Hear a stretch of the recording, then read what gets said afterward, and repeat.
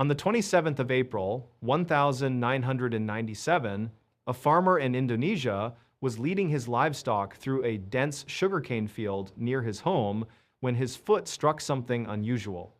He looked down and noticed a mound of dirt that seemed oddly out of place.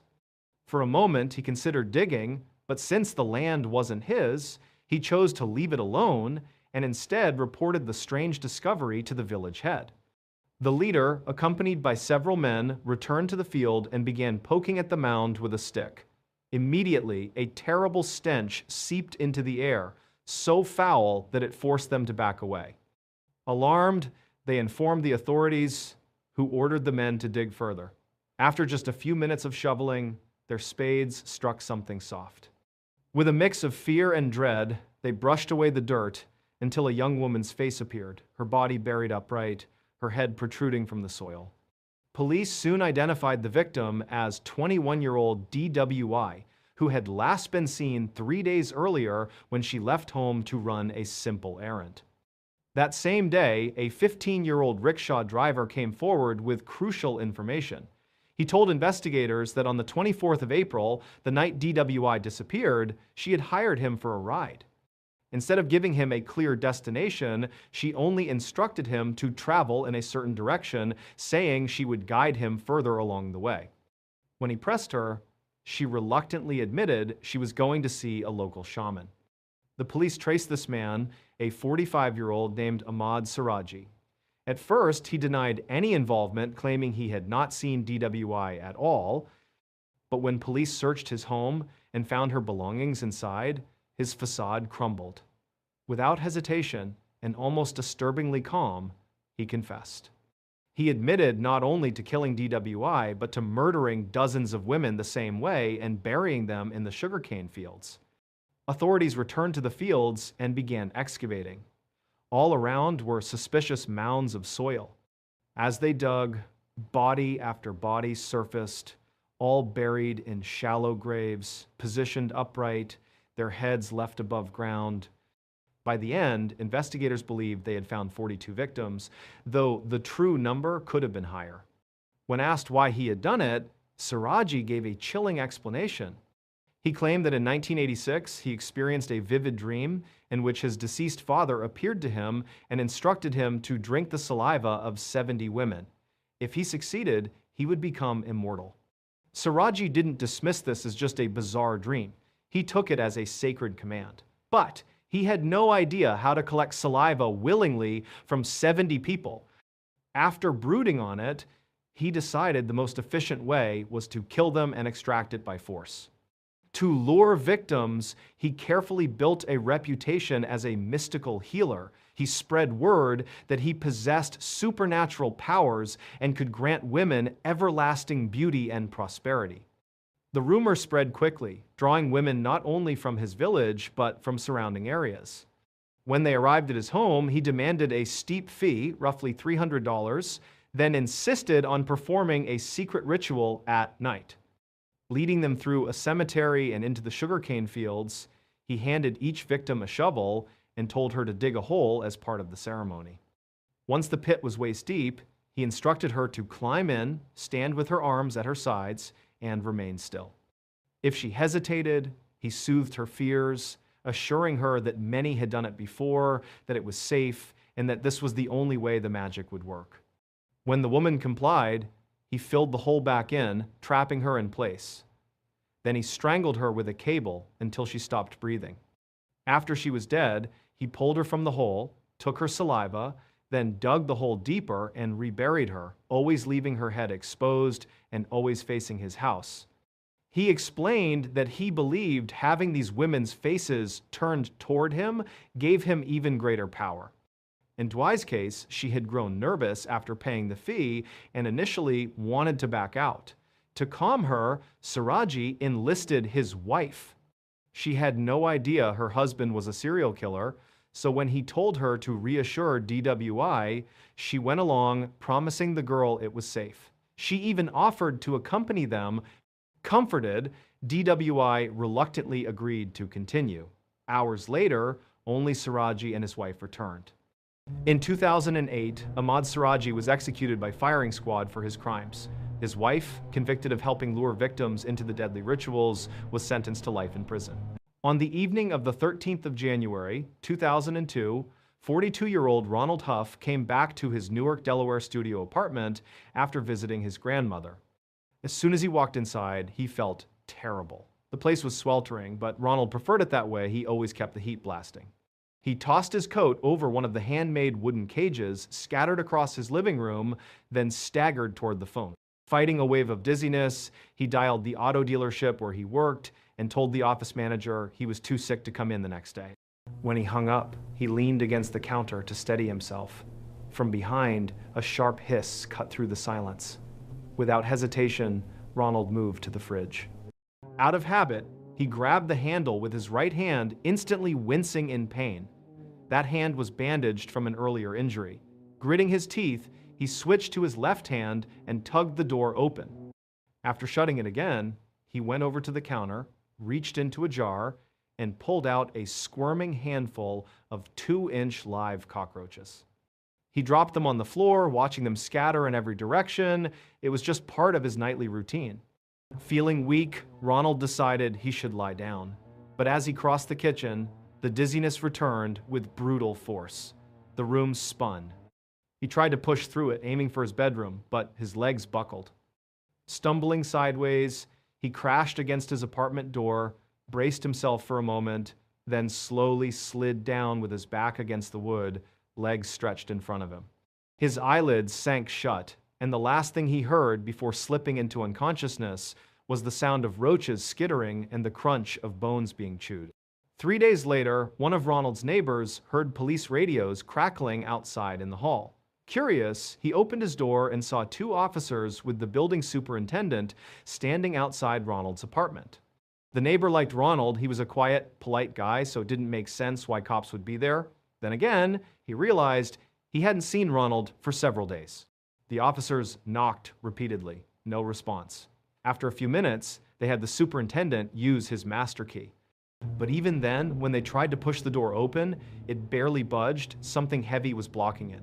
Both men leaned their weight against the door until it finally cracked open just enough to peek inside. What they saw made both officers recoil, hands instinctively moving to their guns. One frantically radioed for backup. Then, without a word, the 2 officers and the superintendent hurried down the hall, leaving the door slightly ajar. The neighbor, frozen in shock, could see into Ronald's apartment from his own doorway. What he saw inside made his blood run cold. His body locked up for a second, then he slammed his own door shut in horror. Hours later, he still couldn't shake the image. To get it out of his head, he grabbed a piece of paper and started sketching what he had seen. The truth was, Ronald had a secret, and that secret killed him. The neighbor's sketch showed Ronald's lifeless body lying on the floor, his face, ears, hands, and even his organs partially eaten. Surrounding him were enormous reptiles, monitor lizards that Ronald had secretly been raising inside his apartment, 7 of them. He fed them raw chicken and live roaches and let them freely roam his home. They ranged from 2 feet to 6 feet long, massive carnivorous predators with mouths full of dangerous bacteria. A week before Ronald's death, one of the lizards bit his right hand, leaving him with a severe staph infection. That infection almost certainly caused him to collapse the night he called in sick. When he lost consciousness, the lizards did what came naturally. They attacked. Authorities believe Ronald died from the infection itself, but they couldn't rule out that he might have still been alive when the lizards began feeding. After his death, the animals were removed and transferred to a wildlife preserve in Maryland. But the horrifying way Ronald died, consumed by his own pets, became one of the most chilling and bizarre cases in Delaware's history. In April of 2020, a 17-year-old named Sam, an avid outdoorsman, decided to head out on a one-night backpacking trip in Arizona's Superstition Mountains. The origin of that name has several theories, but the most widely accepted is that people began avoiding the area due to the many unexplained deaths that had occurred there. Because so many feared mysterious death, the range was branded the Superstition Mountains. Sam, however, was not superstitious. He knew the terrain well and often hiked there, especially an 8-mile loop trail that cut through a canyon. His plan was straightforward: hike 4 miles in, camp overnight, and then hike 4 miles back the next day. Originally, he was supposed to have a friend with him, but at the last minute, his companion canceled. Sam hesitated, wondering if he should still go, but ultimately chose to do it solo since he was so familiar with the route. He had intended to start early to maximize daylight, but between delays, traffic, and rough road conditions, he didn't reach the trailhead until 5:45 p.m. That was far later than he wanted. He knew immediately this was a bad call, he'd be losing light fast, and there was almost no chance of making it to his planned 4-mile campsite before dark. Still, confident in his stamina, he figured he could at least push 2 or 3 miles in, where he knew there were decent clearings to camp. He decided to chance it. But progress was slower than expected. The sun dipped below the horizon, leaving him in total darkness. His flashlight beam stretched barely 10 feet ahead, and at one point he nearly slipped off a rocky ledge, a fall that could have seriously injured him. That's when reality hit. He was 15 miles from the nearest help, in an area with poor cell reception, on treacherous roads, and no one knew his exact location.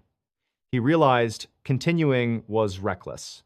He needed to stop immediately and camp right where he was. Luckily, just off the trail, he spotted a small clearing in the trees.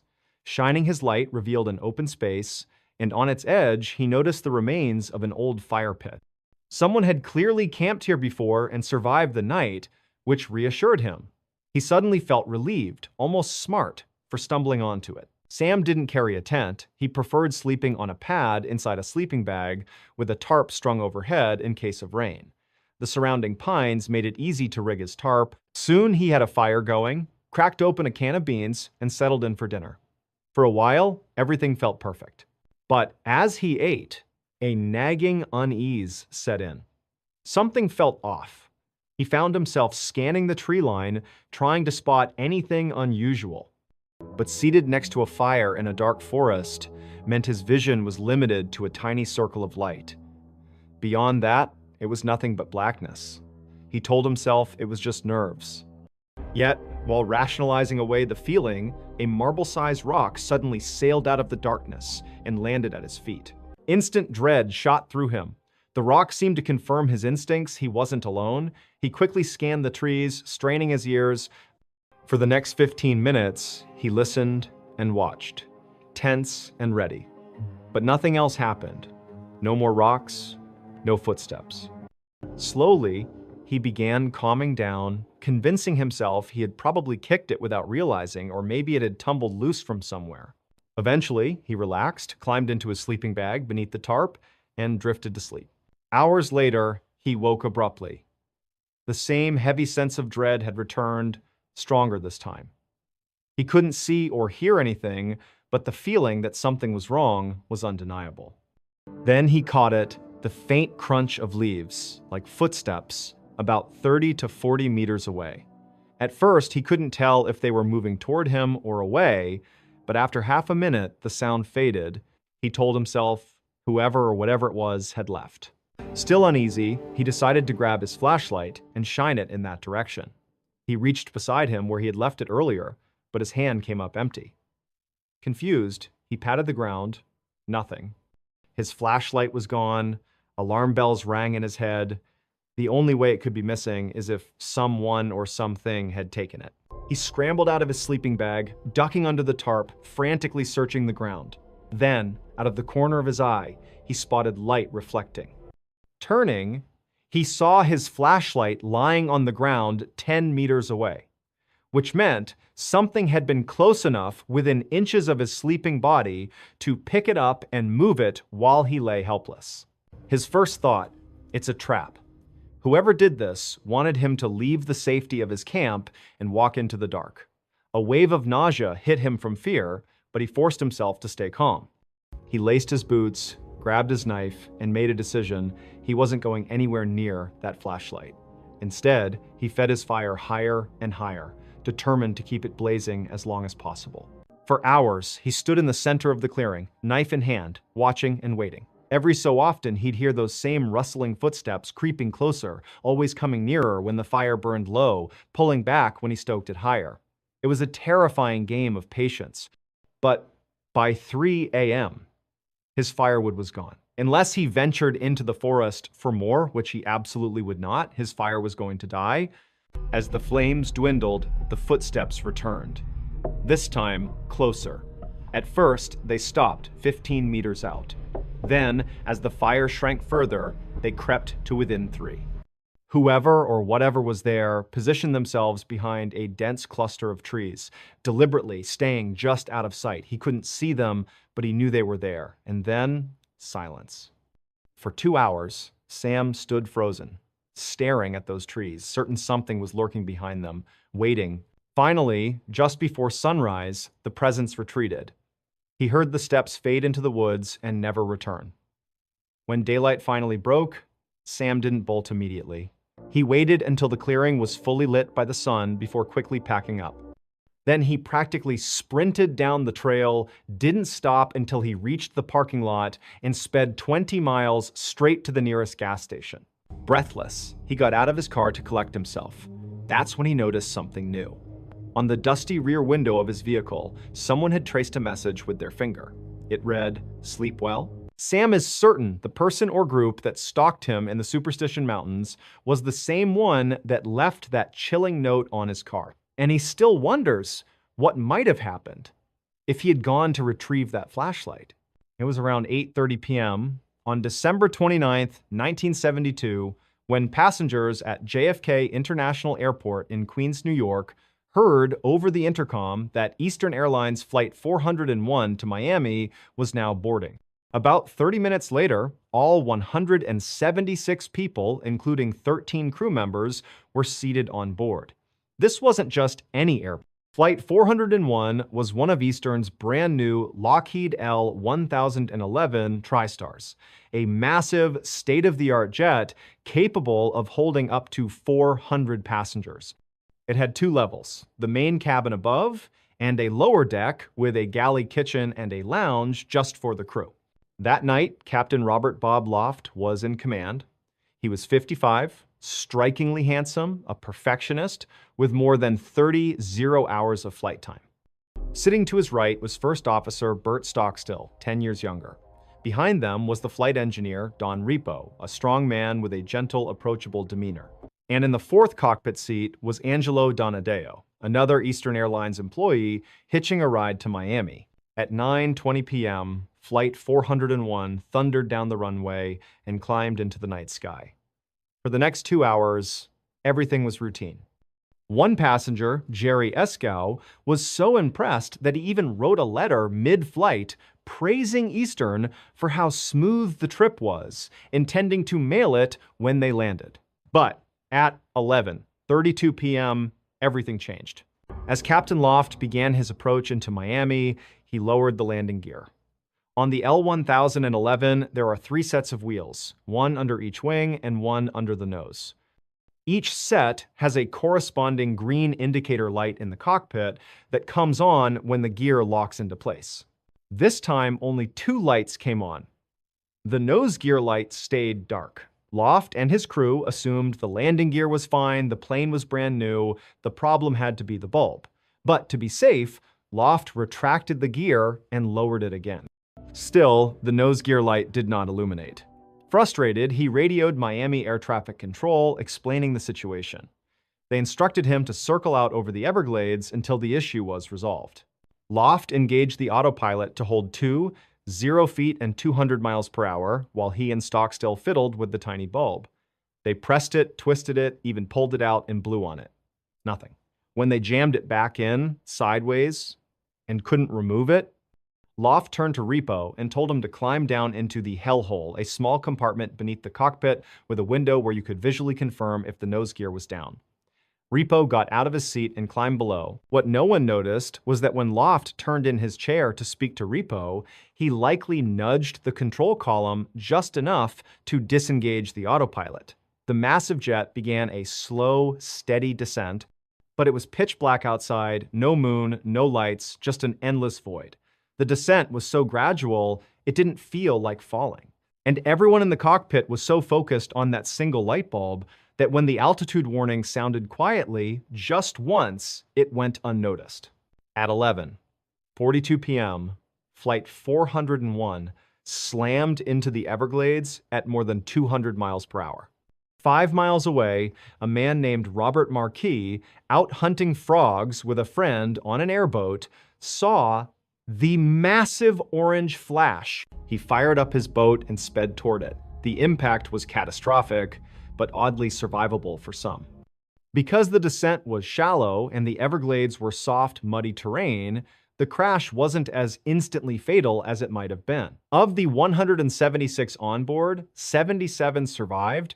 Captain Loft, First Officer Stockstill, and Flight Engineer Repo did not.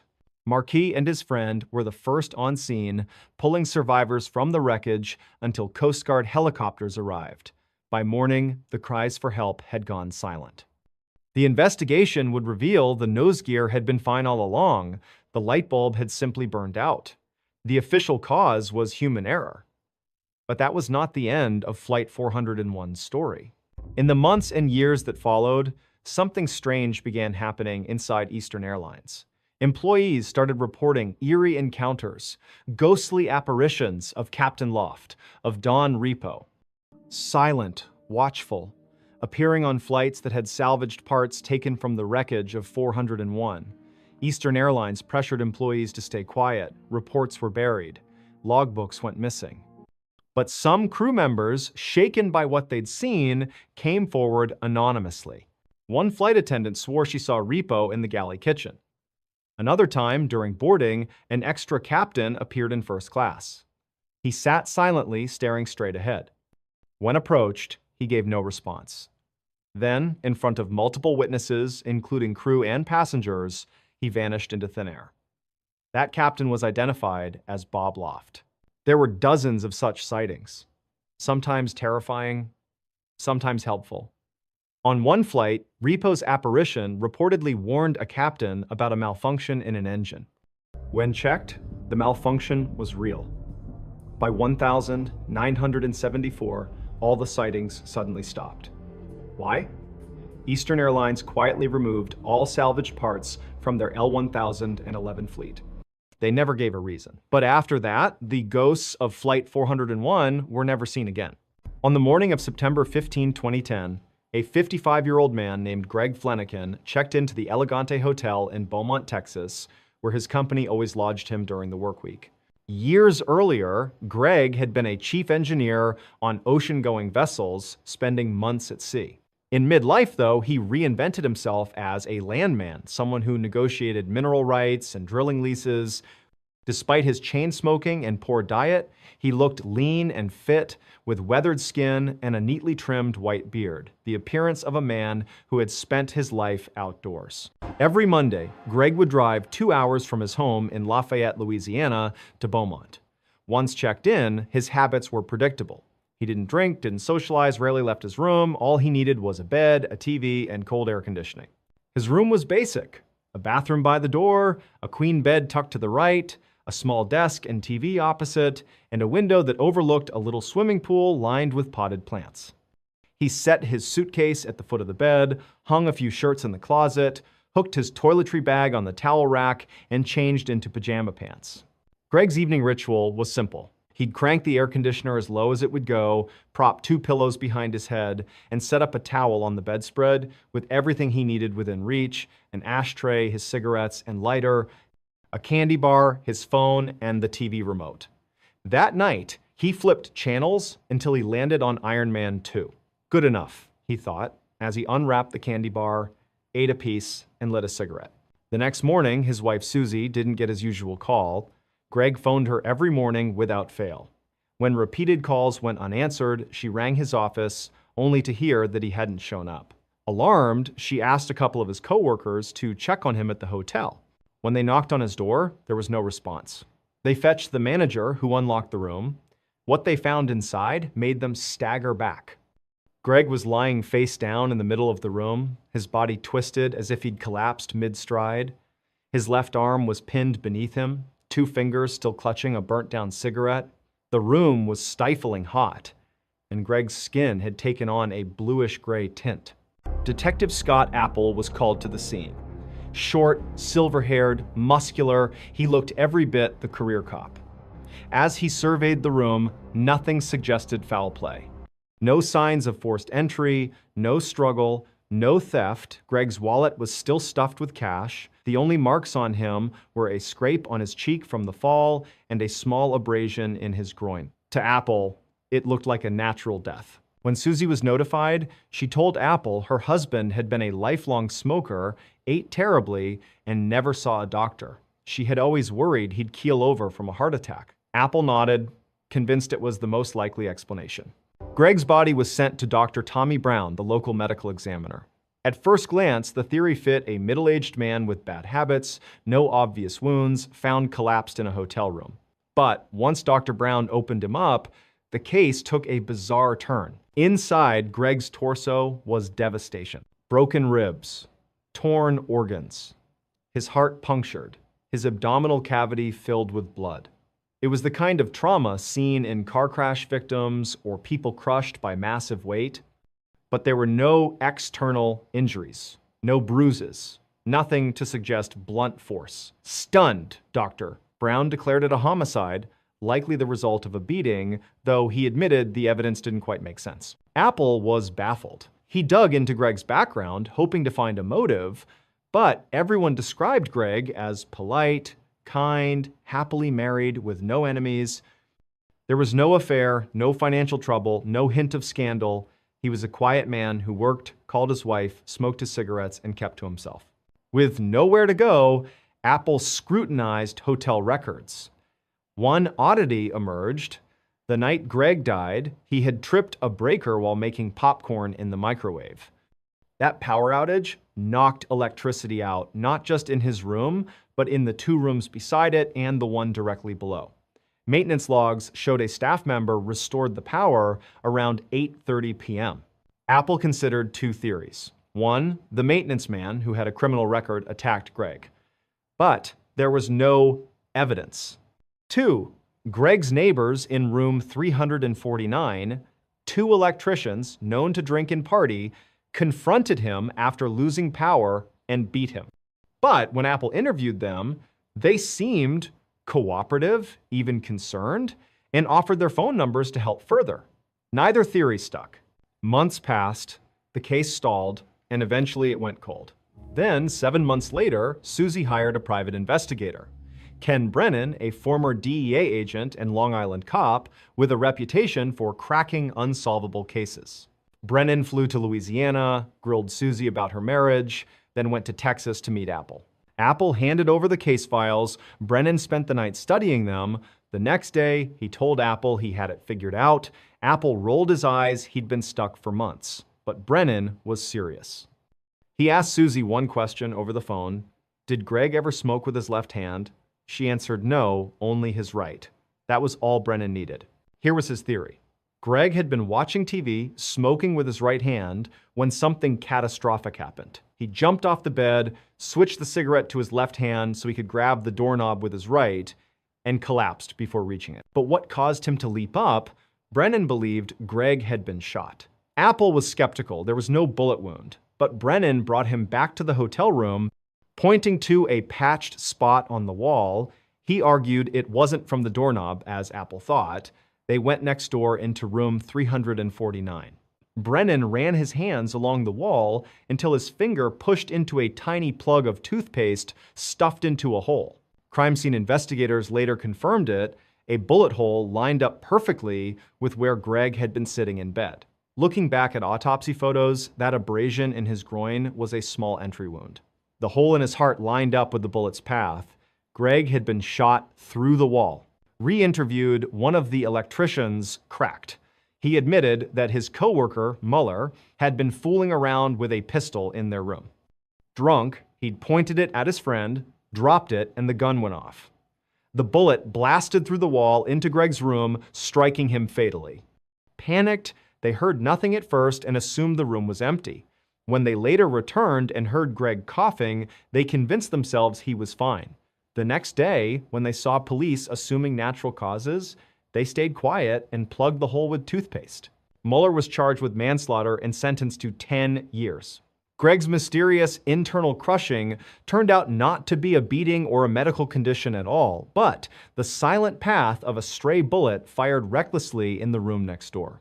In the early 2000s, a teenager named Eban often went hunting with his father in the deep backcountry of Georgia.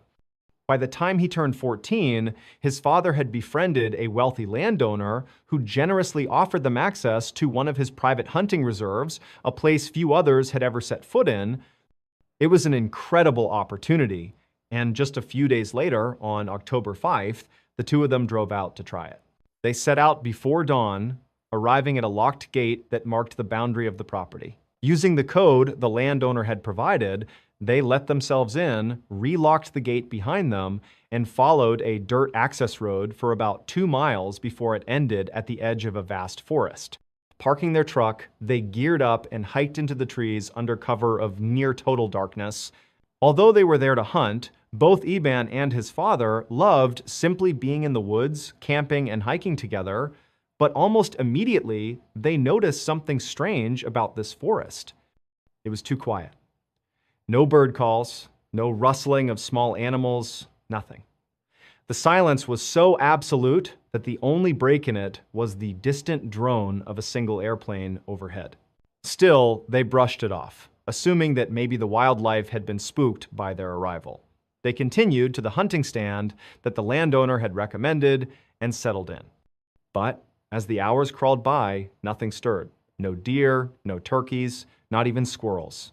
Just an eerie, oppressive stillness that lasted all day. Frustrated, they climbed down from the stand as dusk approached and began looking for a place to camp. Eban's father suggested they head deeper into the woods. Maybe further in, the game will be better. So they hiked for another hour before finding a clearing that seemed perfect for their tent. After setting up, Eban's father suggested they try one last time to hunt before nightfall. They left their camp and set up a blind a short distance away, but again, nothing appeared. No sound, no movement, just silence. Disappointed, they finally turned back toward camp. As soon as their tent came into view, both stopped in their tracks. It had collapsed. Eban's father muttered, "Must have been the wind," but Eban shook his head. "No way. We've been saying all day, there's no wind. It's dead quiet." His father frowned, then asked if maybe Eban had assembled it wrong. But Eban insisted he knew exactly what he was doing. He had pitched the same tent countless times. When they reached the tent, the explanation became even less convincing. The 2 support rods that crossed in an X over the top had been removed from all 4 anchor points. The only ways that could happen were if the rods broke or if someone deliberately pulled them free. Yet none of the rods were broken, and neither of them had touched the tent after setting it up. The unsettling implication was obvious. Someone or something had been in their camp while they were gone. But the landowner had assured them this was private, fenced-in property. No one else had access. Trying to keep calm, they convinced themselves they must have somehow botched the setup, even though neither really believed it. They rebuilt the tent, lit a small fire, and tried to relax. After a while, they doused the flames and went to bed. Hours later, Eban woke with a start. At first, he wasn't sure if he had dreamed it, but he thought he'd heard laughter somewhere out in the woods. Instinctively, he turned to check if his father was still beside him, and he was. Relieved, Eban lay still, straining his ears. The forest was silent again. Eventually, he told himself it must have been his imagination and drifted back to sleep. But not long after, he woke again. This time, his father was already awake, sitting up and listening intently. When Eban asked what was wrong, his father shushed him. "Do you hear that?" And Eban did. Faint, echoing through the trees, was laughter, unnatural, unsettling. Worse, it was coming from the opposite direction he'd heard it earlier, and it sounded much closer now. Eban whispered to his father that he had heard it before, and his father looked grim. He admitted that before their trip, he had asked the landowner whether anyone else would be on the property. The man had been adamant the place was completely private, fully fenced, and under surveillance. They were the only ones there. As they sat in tense silence, the laughter suddenly stopped. Then came the sound of rapid footsteps charging toward their camp from deep in the forest. The sound was unmistakable on the silent ground, growing louder and faster until it halted abruptly right at the edge of their clearing. Iban clutched his father's arm. His father gripped his rifle, steeling himself to unzip the tent and confront whatever was out there. But just as he reached for the zipper, the laughter erupted again, this time so loud and so close, it was practically in their ears, right outside the thin fabric walls. Heart pounding, Eben's father froze, holding the zipper halfway down. Then, as suddenly as it had begun, the laughter cut off. No footsteps retreating, no sound at all. It was as if the presence outside was silently listening, waiting. For long minutes, neither of them moved, barely breathing. Finally, the sound of running footsteps tore through the woods again, retreating into the distance until the forest was silent once more. They sat in terrified silence for the rest of the night, too afraid to speak or make a sound, convinced that whatever was out there had heard them when they unzipped the tent. They clutched their guns and waited, counting down the hours until daylight. As soon as the first light broke through the trees, they bolted from the tent, packed their gear as fast as they could, and ran the entire way back to their truck, glancing over their shoulders the whole time. To this day, they have no explanation for what stalked them that night. And when they told the landowner, he flatly insisted it was impossible. His cameras had shown no one else entering or leaving the property during the time they were there. From the time Gareth Williams was just a kid, it was clear he was extraordinary. At 17 years old, he had already earned a first-class mathematics degree from a university near his home in Wales. Within a couple of years, he had his PhD from the University of Manchester. Soon after, he began postgraduate work at Cambridge, one of the world's most elite schools, but he never finished. His brilliance had caught the attention of Britain's intelligence services. In 2001, at just 23, Gareth accepted a position at GCHQ, Britain's secretive government communications headquarters. There, he worked as a codebreaker, a job he excelled at.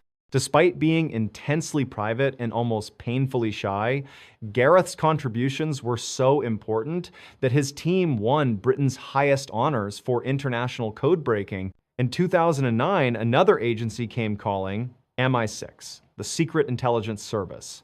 They offered Gareth something few codebreakers ever get the chance to go operational. This was the kind of work you'd expect from a Hollywood spy. Field assignments, intelligence gathering, real cloak and dagger work. To many, it was a dream job. Gareth took it, but within months, he regretted it.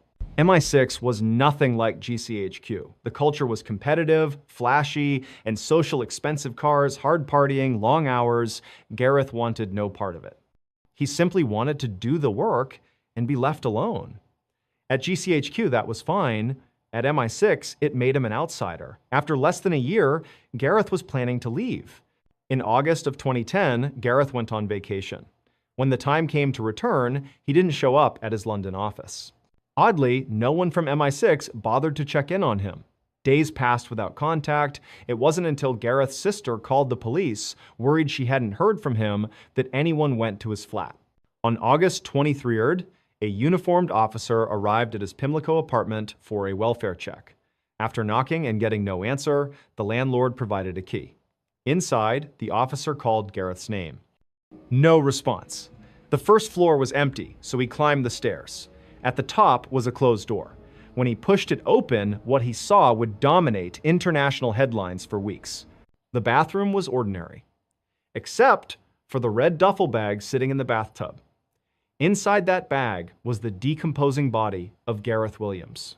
The bag had been padlocked shut from the outside. The key was found inside the bag, underneath Gareth's body. There were no fingerprints anywhere, not on the tub, not on the zippers, not on the padlock, not even on the keys. Gareth's iPhone was found nearby.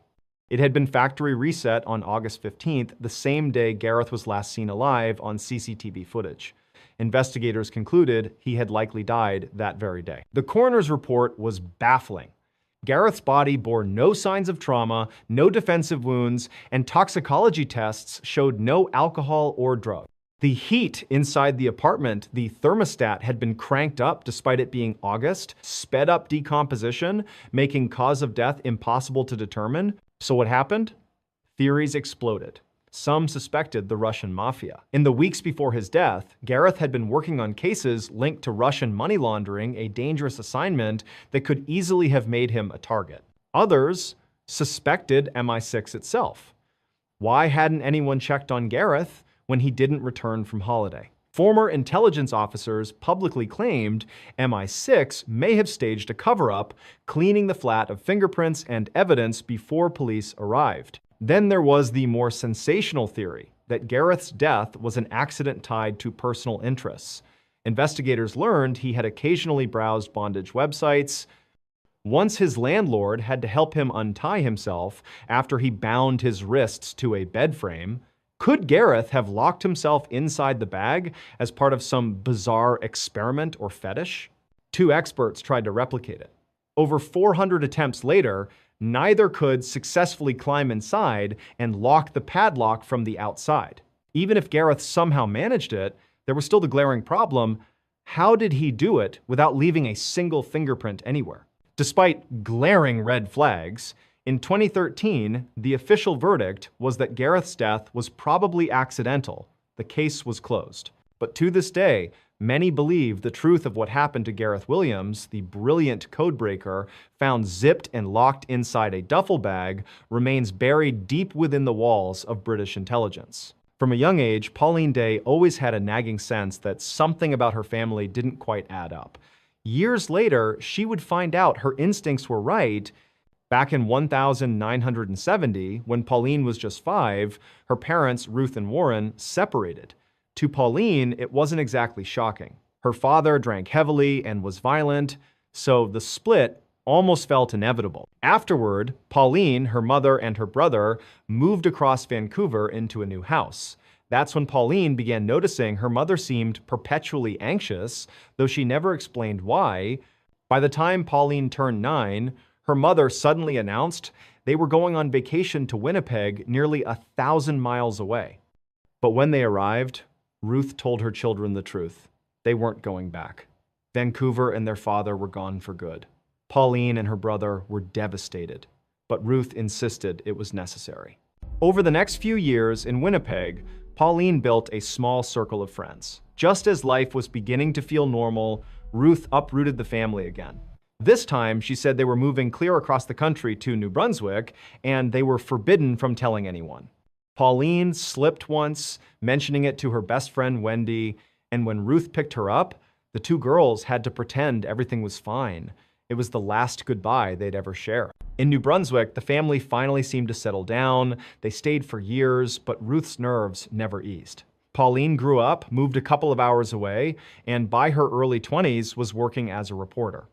Then in 1988, her mother called with a cryptic request: "Meet me at a motel. It's time I told you everything." Pauline was eager. This was the conversation she'd been waiting for her whole life. But when she arrived, Ruth was pacing outside, jittery. Before Pauline could speak, her mother pressed a finger to her lips, handed her an envelope, and whispered, "Take off your jewelry, put it in here." It's probably bugged. Confused but obedient, Pauline slipped off her rings and necklace, sealed them in the envelope, and followed Ruth into the room. Inside was a man Pauline recognized instantly: Reverend Stan Sears, the minister from their old church in Vancouver. Ruth had worked as his secretary years ago. Pauline had seen him pop up occasionally in Winnipeg and New Brunswick too, but never understood why. Now, Ruth explained. She and Stan had secretly been in love since Vancouver, carrying on a relationship all those years. That revelation was shocking enough, but what came next left Pauline reeling. According to her mother, Warren, Pauline's father, wasn't just abusive. He was allegedly a mobster in a Vancouver crime syndicate. When Ruth left him, she claimed the mob marked her for death, believing she knew too much. Stan, too, was supposedly targeted after counseling a man connected to organized crime. To protect themselves, Ruth said, they had fled Vancouver, moving from city to city under constant threat. Pauline was floored. For once, all the unexplained paranoia seemed to make sense. The sudden moves, the whispered warnings, the odd rituals, like her mother throwing out all the food without reason. Ruth explained it was because they'd been told the mob tried to poison them. Even Pauline's abrupt school changes were, in Ruth's telling, because the mob had discovered where she was enrolled. As the hours passed, Pauline listened, stunned. By the end, her mother revealed the final twist. After years in hiding, she and Stan had contacted authorities and entered a special witness protection program, which they called the Weird World. Agents, she said, were monitoring them constantly. Ruth handed Pauline a radio that supposedly connected directly to those agents and told her it should only be used in emergencies. To drive the point home, Stan rushed out to her car before she left, pressing a GPS transponder into her hand. "Hide this under your car," he said. "It'll let the agents track you." Pauline left the motel overwhelmed. But for a while, she went along. She ended her relationship, quit her job, and moved apartments. The paranoia had sunk in. Eventually, she called her mother and begged to officially join this so-called weird world. Ruth and Stan seemed thrilled, but told her it would take time. But as Pauline confided in her new boyfriend Kevin, who would later become her husband, she began doubting. Was this story even true? Could her father really have been a mobster? Were they actually in hiding all those years? To test it, Pauline staged a trap. She phoned her mother in a panic and claimed the mob had broken into her apartment. Ruth told her not to call police and said she would check with Stan. Minutes later, Ruth called back saying agents had confirmed 2 mobsters had indeed been arrested trying to break into Pauline's home and that she was safe now. But Pauline knew it was a lie. She had made the whole thing up. No one had broken in. That was the moment the truth crashed down. Her mother and Stan weren't in witness protection. Her father wasn't a mobster. There was no mafia plot. Instead, Stan suffered from a psychological condition called delusional disorder, one fixed false belief. His happened to be that the mob was after him. Through shared psychosis folie à deux, he passed this delusion to Ruth. Together, they spun the elaborate story and lived it for decades. Even when Pauline confronted them, neither admitted the truth. They went to their graves, convinced the mafia was after them. Pauline never received an apology, never had her mother acknowledge reality. Their biggest fear was that Pauline herself would now be vulnerable because she didn't use the transponder or the radio. Ultimately, Pauline found peace in telling her story. She wrote a best-selling memoir, Run, Hide, Repeat, where she laid bare the decades of deception and paranoia that shaped her life. In the summer of 1906, Dr. William Clark, a successful oncologist from New York City, and his wife Harriet were driving through Litchfield County in northwestern Connecticut. Their lives in the city were busy and glamorous. Between William's thriving career and their constant social obligations, they rarely had peace. So, they had decided to look for a second home in the countryside, a retreat away from the chaos. As they drove along winding country roads, they crossed a red wooden bridge, and when they came out on the other side, their view opened up to rolling hills and dense green forest. What caught their attention was a particular hillside in the distance that looked unusually dark, shaded by 2 mountains on either side, almost like a hidden valley. The place was beautiful but oddly mysterious. Locals called it Dark Entry Forest. Intrigued, the couple noticed a narrow access road leading toward it. They decided to follow. The deeper they drove, the more overgrown the path became, until eventually they had to park the car and continue on foot. Walking into the thick canopy, it was as if they'd stepped into another world. The light dimmed, the air cooled, and an almost magical silence wrapped around them. Inside, the forest was stunning. Wild apple orchards, heavy with fruit, deer grazing without fear, meadows bursting with flowers, and streams sparkling where sunlight broke through. The ground shimmered with flecks of mica, a mineral that glinted like tiny shards of glass. To the Clarks, it felt like something out of a fairy tale. Within an hour, they were convinced this was where they would build their summer retreat. They purchased 10 acres of dark entry forest, intending only to build a modest cabin. But when Dr. Clark approached local builders, none of them would take the job.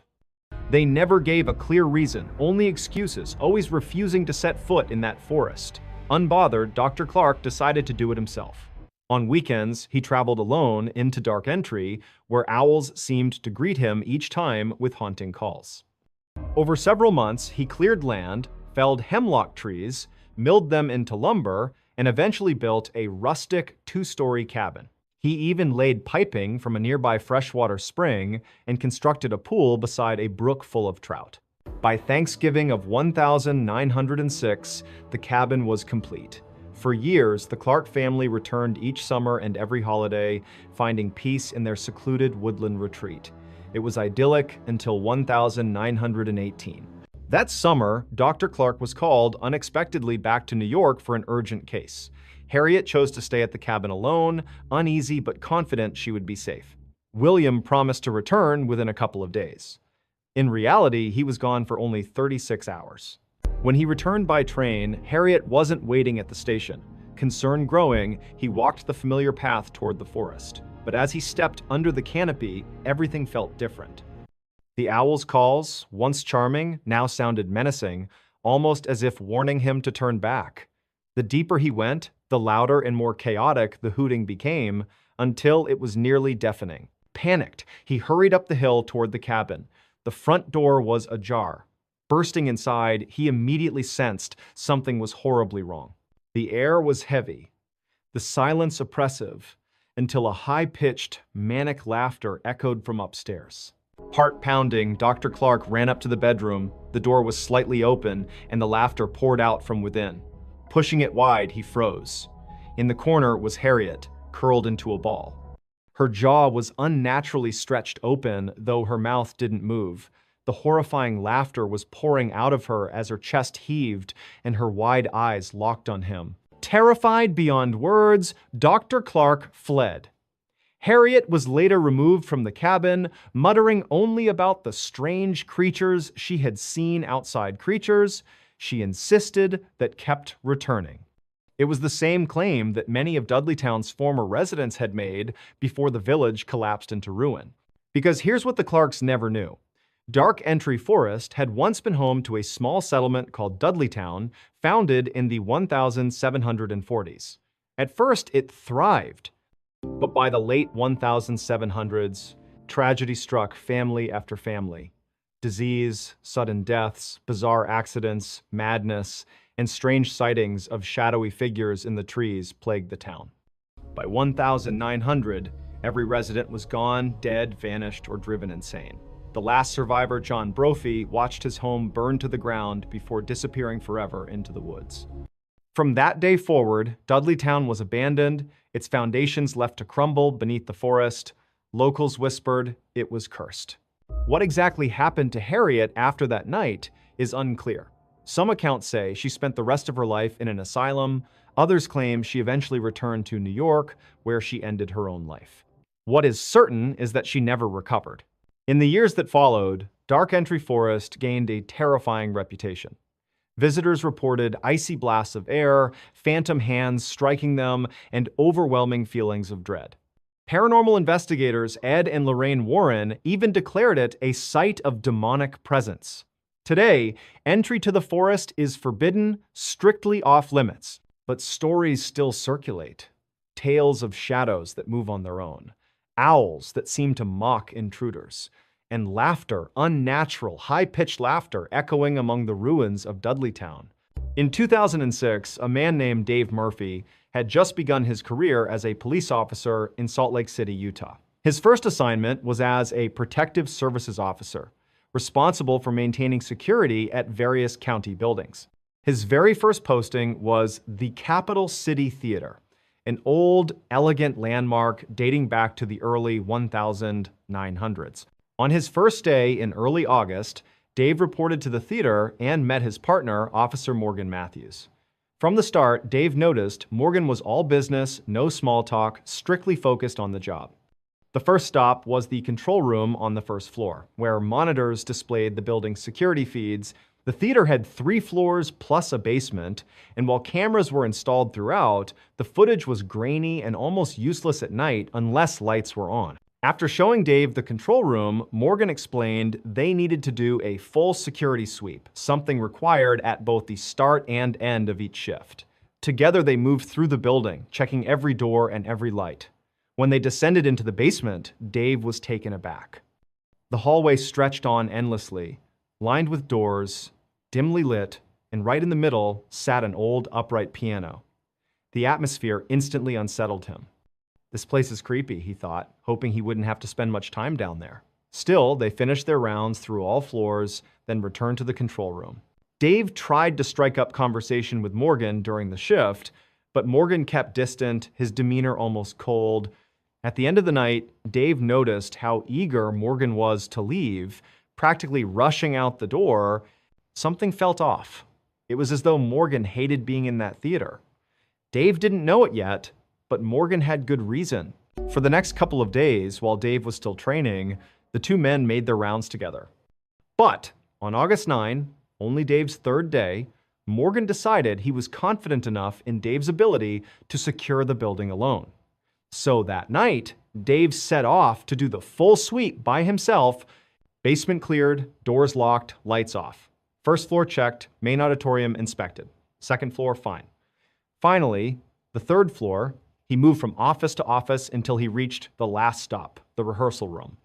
It was the only space without a door. You simply poked your head in, turned on the light, scanned the room, then switched it off again. Dave flicked the light, looked inside, empty.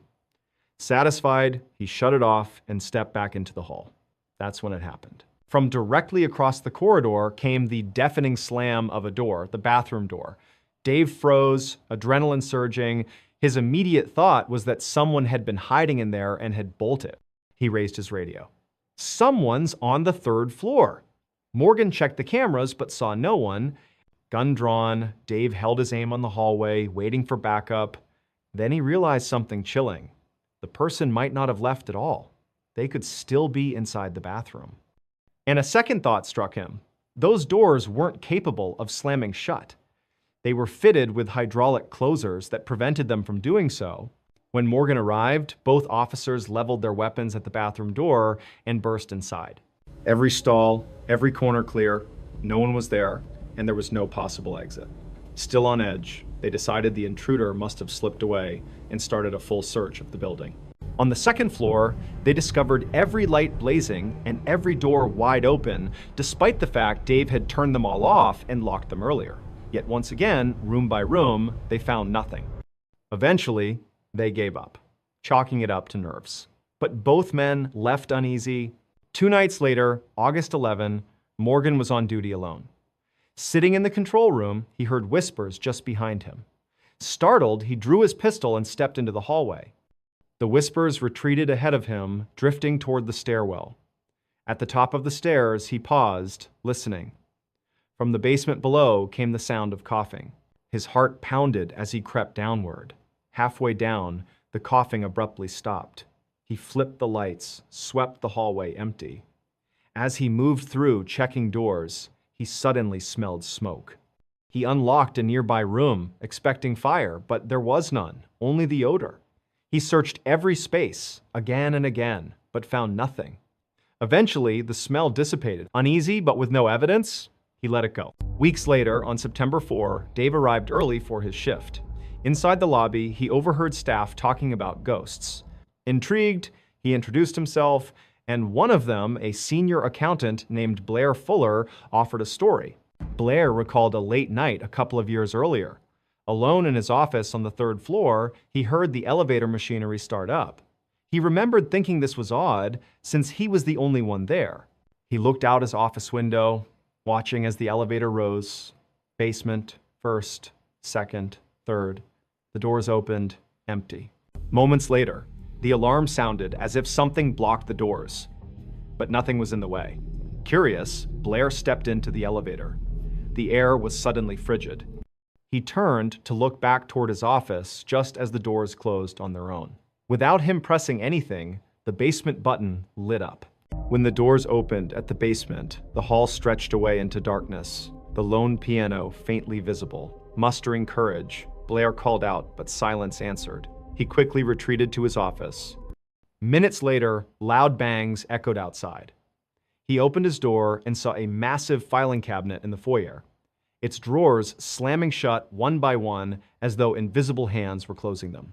Terrified, Blair left and never worked another night shift. When Dave told Morgan this story, Morgan finally opened up. He admitted he'd always felt watched inside the theater, long before Dave arrived. He confessed about hearing voices, coughing, and smelling phantom smoke. Both men agreed the place was unnatural. To test their suspicions, Dave invited his best friend Greg for a tour.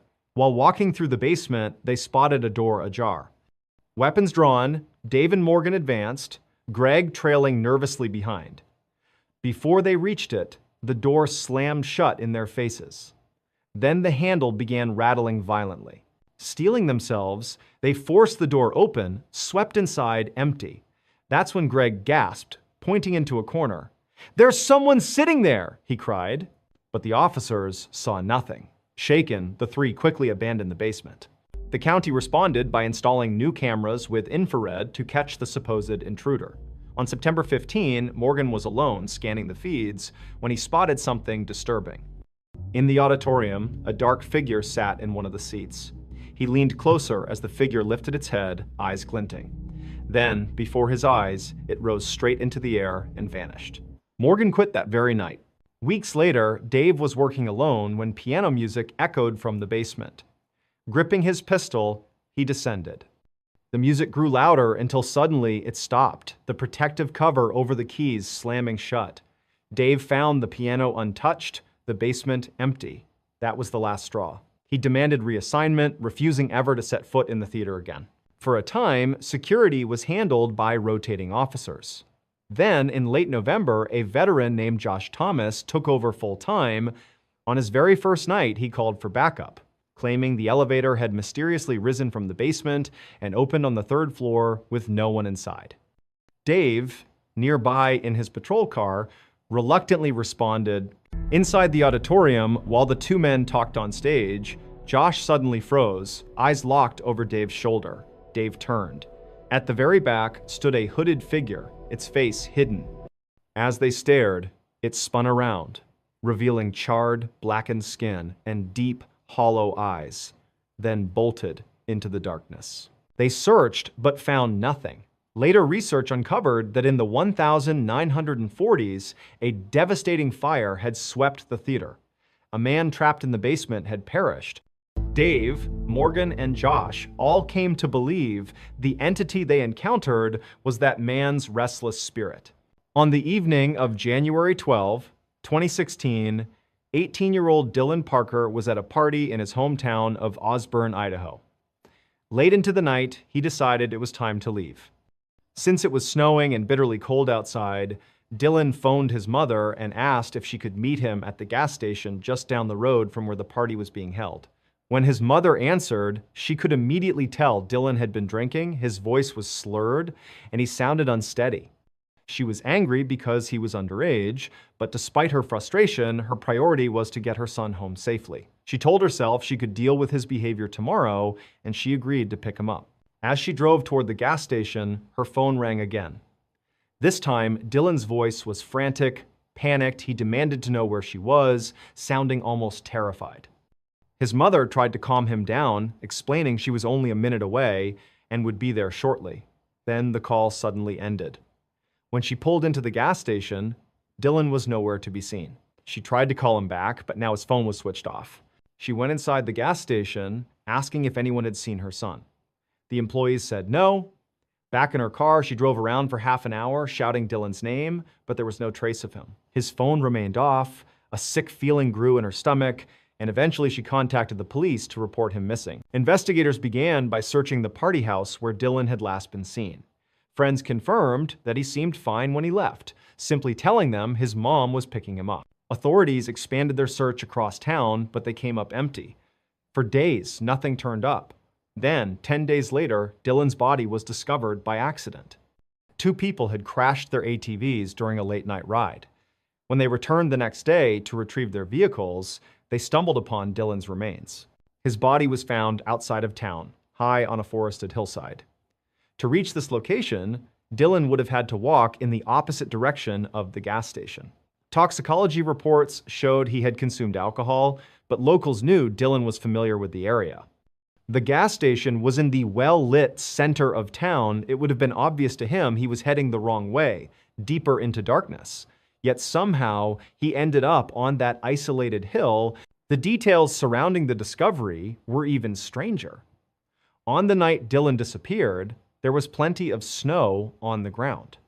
In the 10 days until his body was found, No new snowfall occurred, nor had temperatures warmed enough to melt existing snow. If Dylan had walked into the forest, his footprints should still have been visible. But there were no tracks at all around where his body was found. No footprints, no tire marks, nothing. It looked as though he had simply been dropped from the sky. Another unsettling detail, Dylan's pants and boots were missing. Given the rough, snowy terrain he would have had to cross, investigators expected his socks to be filthy, torn, maybe even soaked in blood from cuts. Instead, his socks were clean and his feet showed no injuries at all. It was as though he had somehow arrived there without ever hiking through the woods. Despite extensive searches by officers and tracking dogs, his missing clothing and boots were never found. The official cause of death was ruled hypothermia. But David Roos, the deputy coroner, publicly expressed his doubts. He argued that the circumstances didn't add up and that Dylan may have been attacked. Local authorities insisted it was an accident, and not only did they refuse to reopen the investigation, they went so far as to fire David Roos, claiming he was unfit for the role. He, however, maintains they dismissed him simply to silence his objections. And so the unsettling questions remain. How did Dylan end up on that hillside without leaving tracks in the snow? Why were his pants and boots missing?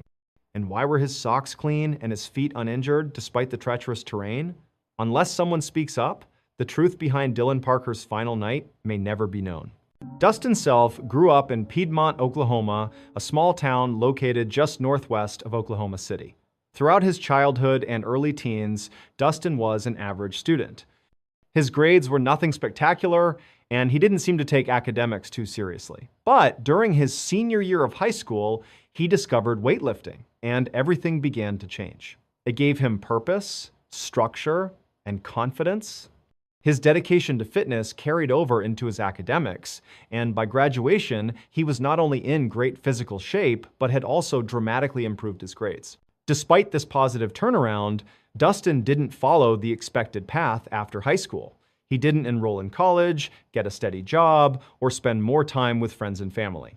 Instead, he became fascinated with the idea of living alone in the wilderness. His parents believed this was inspired by the movie Into the Wild, the true story of Christopher McCandless, who abandoned a promising future to survive in the wilds of Alaska. Tragically, McCandless died there, reportedly from starvation or possibly from eating a toxic plant. A year after Dustin graduated, at 19 years old, he finally decided to pursue his own version of that dream. It was March 2013. And he told his family he planned to embark on a cross-country road trip. Along the way, he would stop in different places and live off the land. His family worried, but knew he was determined and couldn't be talked out of it. They gave him their blessing, warning him only to be careful. At the beginning of March, Dustin hit the road. For nearly 2 weeks, no one heard from him. Then, on March 15, he called his parents. He told them he was in a tiny town called Fields, Oregon, standing at a gas station. He reassured them he was fine, everything was going smoothly, and they didn't need to worry. But the next day, Dustin called his ex-girlfriend instead, and this time, he was in clear distress. Over the phone, he told her he was lost on a mountain. She was at the airport at the time, about to board a plane, and the background noise made it hard to hear. She stepped into a bathroom to listen more carefully, but his words still didn't make sense. He rambled about being lost, about people chasing him, and sounded completely disoriented. Before she could ask for clarification, Dustin abruptly hung up. Alarmed, she tried calling back, but his phone went straight to voicemail. Worried, she reached out to Dustin's father, relaying the strange call and emphasizing how frightened he had sounded. His father immediately began trying to reach his son, but every call went unanswered. By the next day, still unable to get through, he contacted police. The problem was, no one knew where to begin searching. Dustin hadn't said which mountain he was on. The only concrete information was his last known stop, the gas station in Fields, Oregon. Investigators went there hoping to learn more, but the staff didn't recall seeing him, and nobody in town knew anything. With no leads, they were forced to wait, hoping new information would surface. A month passed before the next clue appeared. A ranch worker in a remote area, not far from fields, stumbled upon Dustin's abandoned truck, teetering on the edge of a canyon road. Inside were Dustin's GPS device, food, and energy drinks. Missing, however, were his backpack, sleeping bag, and tent. Despite extensive searches around the vehicle, nothing else was found, and the search was eventually called off. The area where his truck was discovered was rugged but relatively open. The terrain was rocky and hilly but not heavily forested. Anyone standing on one of the ridges could easily spot a nearby road. Searchers couldn't understand how Dustin could have gotten lost there. From almost any vantage point, the way to safety should have been obvious. 6 months later, a hunter was moving quietly through a sparse grove of aspen trees near where Dustin's truck had been found. He thought he saw a deer and crept closer. But when he stepped into a small clearing, what he discovered instead stopped him cold. Beneath a bush was the body of a man, naked, positioned on hands and knees, with his head seemingly forced into the ground. The hunter immediately alerted police. When investigators arrived, they searched the area thoroughly. Nearby, they found a jacket containing a wallet and car keys. The identification inside confirmed the body belonged to Dustin Self. He was located 9 miles uphill from where his truck had been abandoned. Strangely, there was no trace of a campsite. His missing backpack, tent, and sleeping bag were never recovered. Authorities concluded Dustin never set up camp at all. His family was heartbroken and bewildered. His father, in particular, couldn't understand why Dustin hadn't simply sought shelter in his truck. He was in excellent physical condition. 9 miles would have been tough, but doable. And from the mountaintops, he could have easily seen the roads.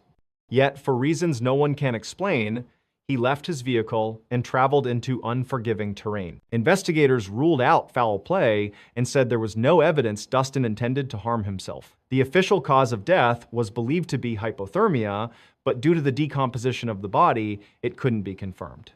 The disturbing circumstances, the nudity, the missing gear, the inexplicable decision-making remain unexplained. Like so many other missing 411 cases, Dustin's story leaves behind more questions than answers.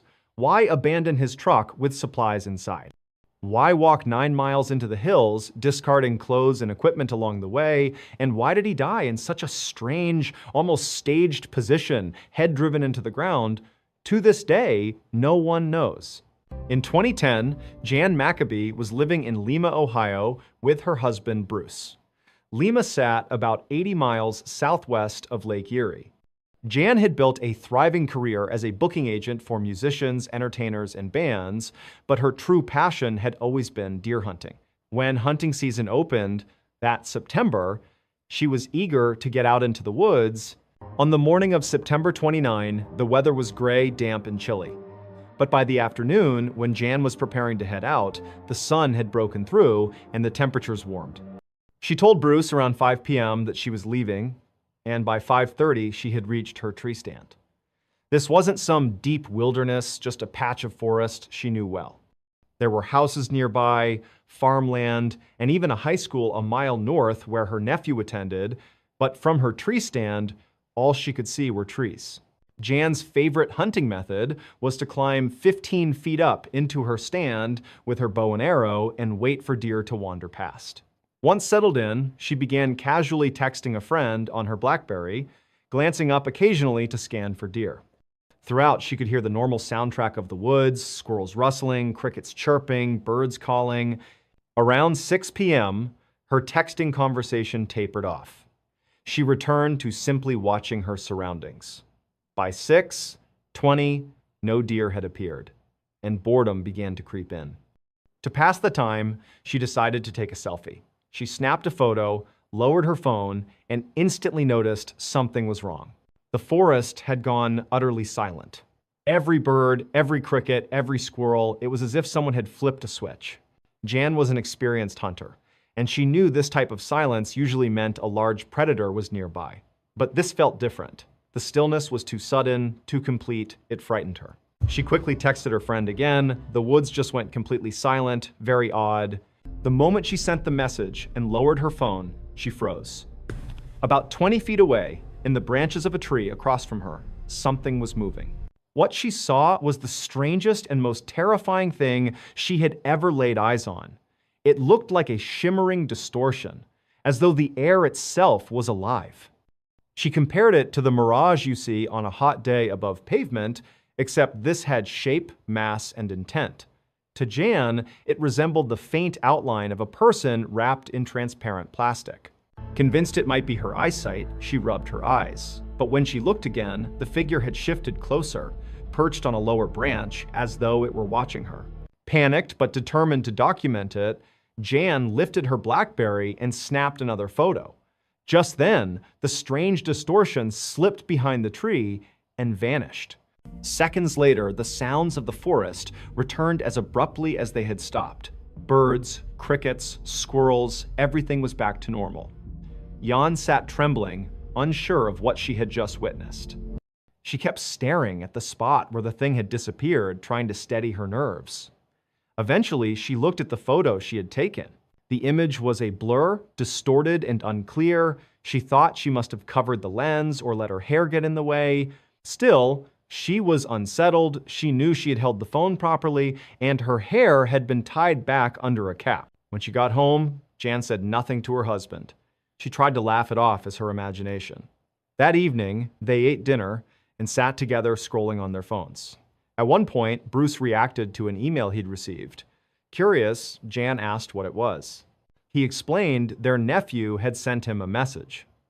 During band practice at the high school near the woods, he and his classmates had seen a glowing circular light hovering inside the forest. They watched it for several seconds before it retreated back into the trees. One student remarked the same thing had happened a year earlier, spooking the instructor enough to cancel rehearsal. Jan sat upright, heart pounding. She asked Bruce what time the sighting had occurred. He checked the email. Between 7:50 and 8 p.m. Jan then told him everything, how the woods went silent, the distortion she saw, the photo she tried to take. She showed him the blurry image. Bruce, an optical physicist by profession, immediately examined the photo. His first question was whether her hair had blocked the lens. Jan assured him it hadn't. Then he asked if her finger could have covered it. She admitted it was possible, but unlikely. As he looked closer, something caught his attention. The image resolution was wrong. Her BlackBerry could only take photos in 3 sizes, small, medium, or large. But this picture was in none of those categories. It was an odd in-between size that the device shouldn't even have been able to produce. To confirm, Bruce checked other photos Jan had taken that day. They all matched the expected resolutions. Only this one was an anomaly. Intrigued, Bruce began running experiments to replicate the image. No matter what he tried, he couldn't reproduce the strange distortion. Because he trusted his wife's honesty and had full confidence in her account, Bruce concluded something external had interfered with the photo. He believed whatever Jan had seen in the trees had physically altered the resolution. Later, Jan would learn that many people in the area reported strange lights and unexplained phenomena in those same woods. Paranormal investigators, including Ed and Lorraine Warren, had once studied them. Her photograph, however, remained the most puzzling piece of evidence. Bruce eventually published his findings online, detailing how the photo's irregular resolution pointed to a third-party influence. To this day, the couple is convinced that Jan truly encountered something unexplainable in the forest that evening. Case 1. The disappearance of Jeannie Hesselschwart. In 1995, 37-year-old Jeannie Hesselschwart lived in Arlington, Massachusetts with her fiancé, Mike Monahan. They had been together for a decade, and their families described them as deeply in love and devoted to each other. That summer, in July, they planned a backpacking and sightseeing trip to Yosemite National Park in California. On July 9, the couple entered Yosemite by a seasonal road that was only open in summer. It was quiet and desolate, no traffic, no people, and the drive itself would take 2 hours before reaching their destination. Roughly 2 hours in, they came to a scenic turnout where a handful of tourists were gathered admiring the view. Jeannie and Mike decided to stop, stretch their legs, and look around. Mike mentioned he wanted to head down a short path that was said to be good for bird watching. Jeannie, on the other hand, wanted to walk the opposite direction toward an overlook. They agreed to split up, each taking 15 minutes before meeting back at the car. Mike finished his short walk, returned as planned, but Jeannie never showed. At first, he waited, then asked the nearby tourists if they'd seen her. No one had.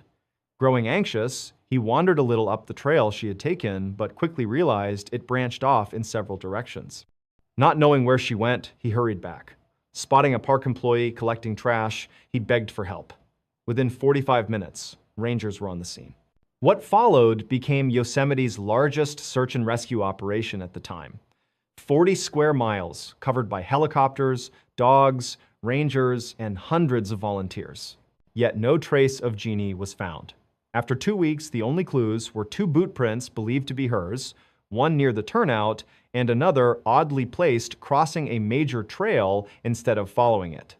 For searchers, this was baffling. Why would a lost hiker ignore a clear trail that led back to civilization? Dog teams brought to the area couldn't track her scent at all. Some handlers even suspected Mike was lying and that Jeannie had never been there. The FBI got involved, polygraphed Mike, and cleared him completely. 2 months later, on September 3, 2 fishermen in a remote section of the park discovered her body in a pool of water 3 miles from the turnout where she vanished. She wore only socks and a single boot. She had been submerged long enough that no cause of death could be determined. At first, it was speculated she might have fallen into a river upstream and been carried down. But officials pointed out the waterway was filled with debris. Her body couldn't have drifted that far. That left 2 possibilities. She had somehow climbed down 20 feet of sheer cliff without gear, or someone had carried her. Neither seemed realistic. A tracker later suggested Jeannie may have mistaken the rustling of aspen leaves for the sound of traffic on a road.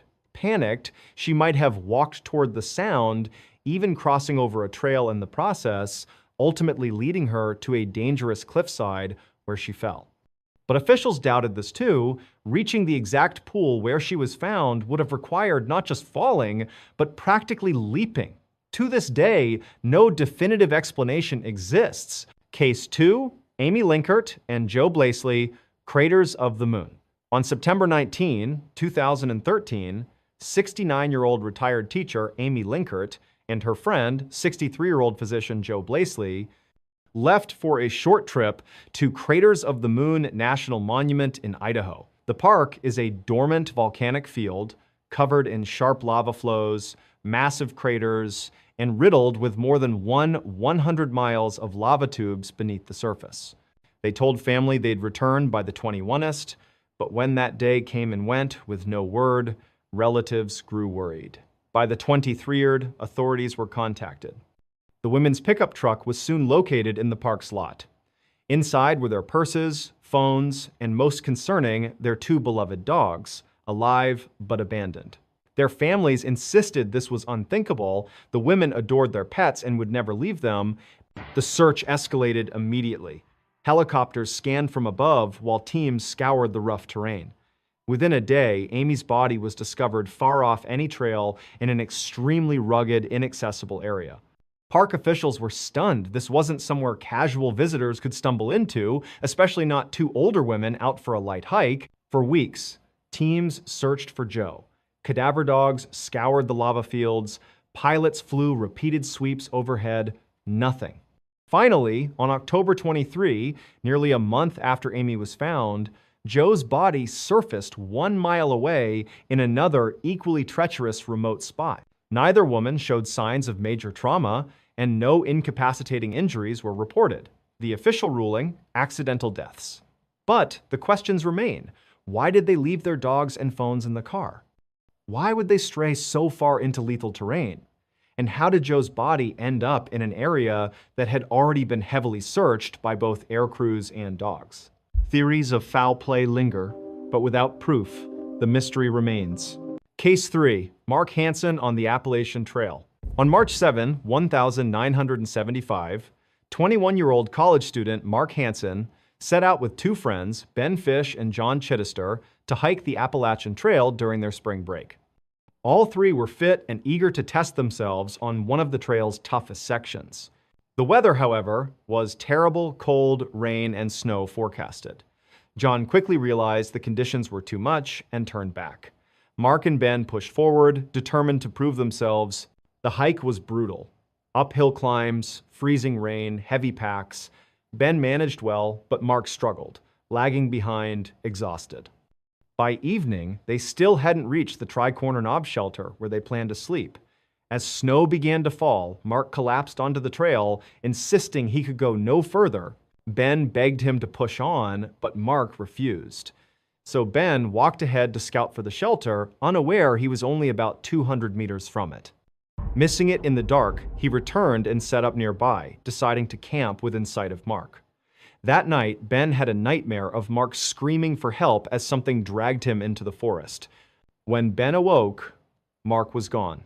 Only his backpack remained. Fresh snow had covered any tracks. Panicked, Ben rushed down the trail and stumbled upon the shelter so close they could have made it the night before. A massive search followed. Mark's pack still held his food, tent, and warm clothes. For over a week, rescuers scoured the area. Rangers found a large cave nearby filled with animal bones, evidence of a predator, possibly a bear. On the 9th day, Mark's body was found 3 miles downhill, propped against a tree. His gloves, boots, and jacket were off and neatly placed beside him. The autopsy suggested he died 36 hours after leaving the trail. But why did he leave? The trail was wide and obvious. Even in snow, it was nearly impossible to stray off accidentally. And Mark had been too weak hours earlier to even stand, yet somehow he traveled miles through rough terrain in the middle of the night. Was Ben's dream actually real? Did something attack Mark and drag him away? The truth remains unanswered. In 2016, a 25-year-old Wall Street banker named Matt decided he needed a break. His job was so demanding that whenever he got a chance, he escaped into the wilderness for a few days to reset his mind. Though he lived in one of the busiest cities in the world, he was actually an experienced outdoorsman. For this trip, he headed into the backcountry near Mount Rainier in Washington state, far off any marked trails, determined to be as isolated as possible. On his first night, Matt found a small clearing surrounded by trees. He built a fire, cooked a simple meal, set up his tent, and climbed inside. Within minutes, he was fast asleep. But hours later, strange sounds woke him. Something was moving outside heavy, deliberate steps, like an animal pacing just beyond his tent. Curious but cautious, he unzipped the flap, just a crack, and peeked out. His fire had gone out, but in the faint moonlight, he saw something that made his stomach drop. A man was sitting by his fire pit, where there was no fire, just sitting with his hands resting on his knees, staring at the ground. Occasionally, the figure nudged the ashes with his foot, scattering them. Matt froze, terrified. Then, as if sensing his gaze, the man suddenly looked up, locking eyes with him through the slit in the tent. His eyes went wide. In an instant, he stood up, turned, and sprinted into the woods. Matt bolted out of his tent with his flashlight, sweeping the forest for any sign of him. Surely, he thought, there had to be another camp nearby. He'd see a fire, a lantern, something. But the forest was pitch black. No light sources, no sign of a campsite, nothing. Eventually, unsettled and confused, he crawled back into his tent, zipped it shut, and lay awake the rest of the night, replaying the scene in his mind. When morning came, he convinced himself there must be some rational explanation. Maybe it was just another camper who got lost or wandered over in the dark. He packed up, pulled out his map and compass, and set off deeper into the backcountry. For the next 2 days, Matt zigzagged through the wilderness, covering at least 10 to 15 miles in random directions, deliberately keeping off any trails. He found another clearing and set up camp again. As night fell, he built a fire and started eating. That's when he heard rustling behind him. At first, he brushed it off as an animal, but when the noise came again, deliberate and closer this time, he stood, listening. And then, from the shadows, a man's voice called out, "Do you know how to get to Bell's Canyon?" Matt's blood ran cold. He hadn't seen another person in days. He was miles from the nearest trail, and he instantly knew it had to be the same man from 2 nights before. Somehow, he had followed him. Forcing calm into his voice, Matt called back, I don't know where that is. The forest went silent again. He hoped the stranger would step into the firelight, prove to be just a lost hiker. But instead, the voice came again, sharper this time, repeating the same question. Do you know how to get to Bell's Canyon? Now Matt was terrified. He gripped his flashlight, took a breath, and snapped the beam toward the voice. There, peering out from behind a tree, was the man. The same wide-eyed expression, the same sudden stillness. The moment the light hit him, he barked angrily at Matt to lower it. Instinctively, Matt did, and when he raised it again moments later, the man was gone. For several minutes, Matt stood frozen, heart pounding, expecting the man to reappear. Instead, silence closed in around him. Hours crawled by, and though nothing else happened that night, Matt didn't sleep a second. At dawn, he packed quickly and began the long trek back toward his car. But all day, he couldn't shake the feeling he was being watched. He glanced over his shoulder constantly, sure the man was still following. By nightfall, he was still too far from the trailhead to make it out. Exhausted, he reluctantly set up camp again. This time, he went straight into his tent, knife clutched in his hand. Hours later, the footsteps returned. Someone was circling his tent, slow and steady. For the entire night, the stranger walked around and around, pausing just long enough for Matt's nerves to shred before moving again.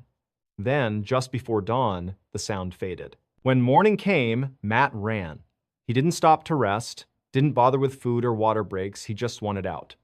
All day he pushed forward, still sure the man was trailing him. But as the sun sank again, he realized he wouldn't make it out before dark. Once again, he set up camp.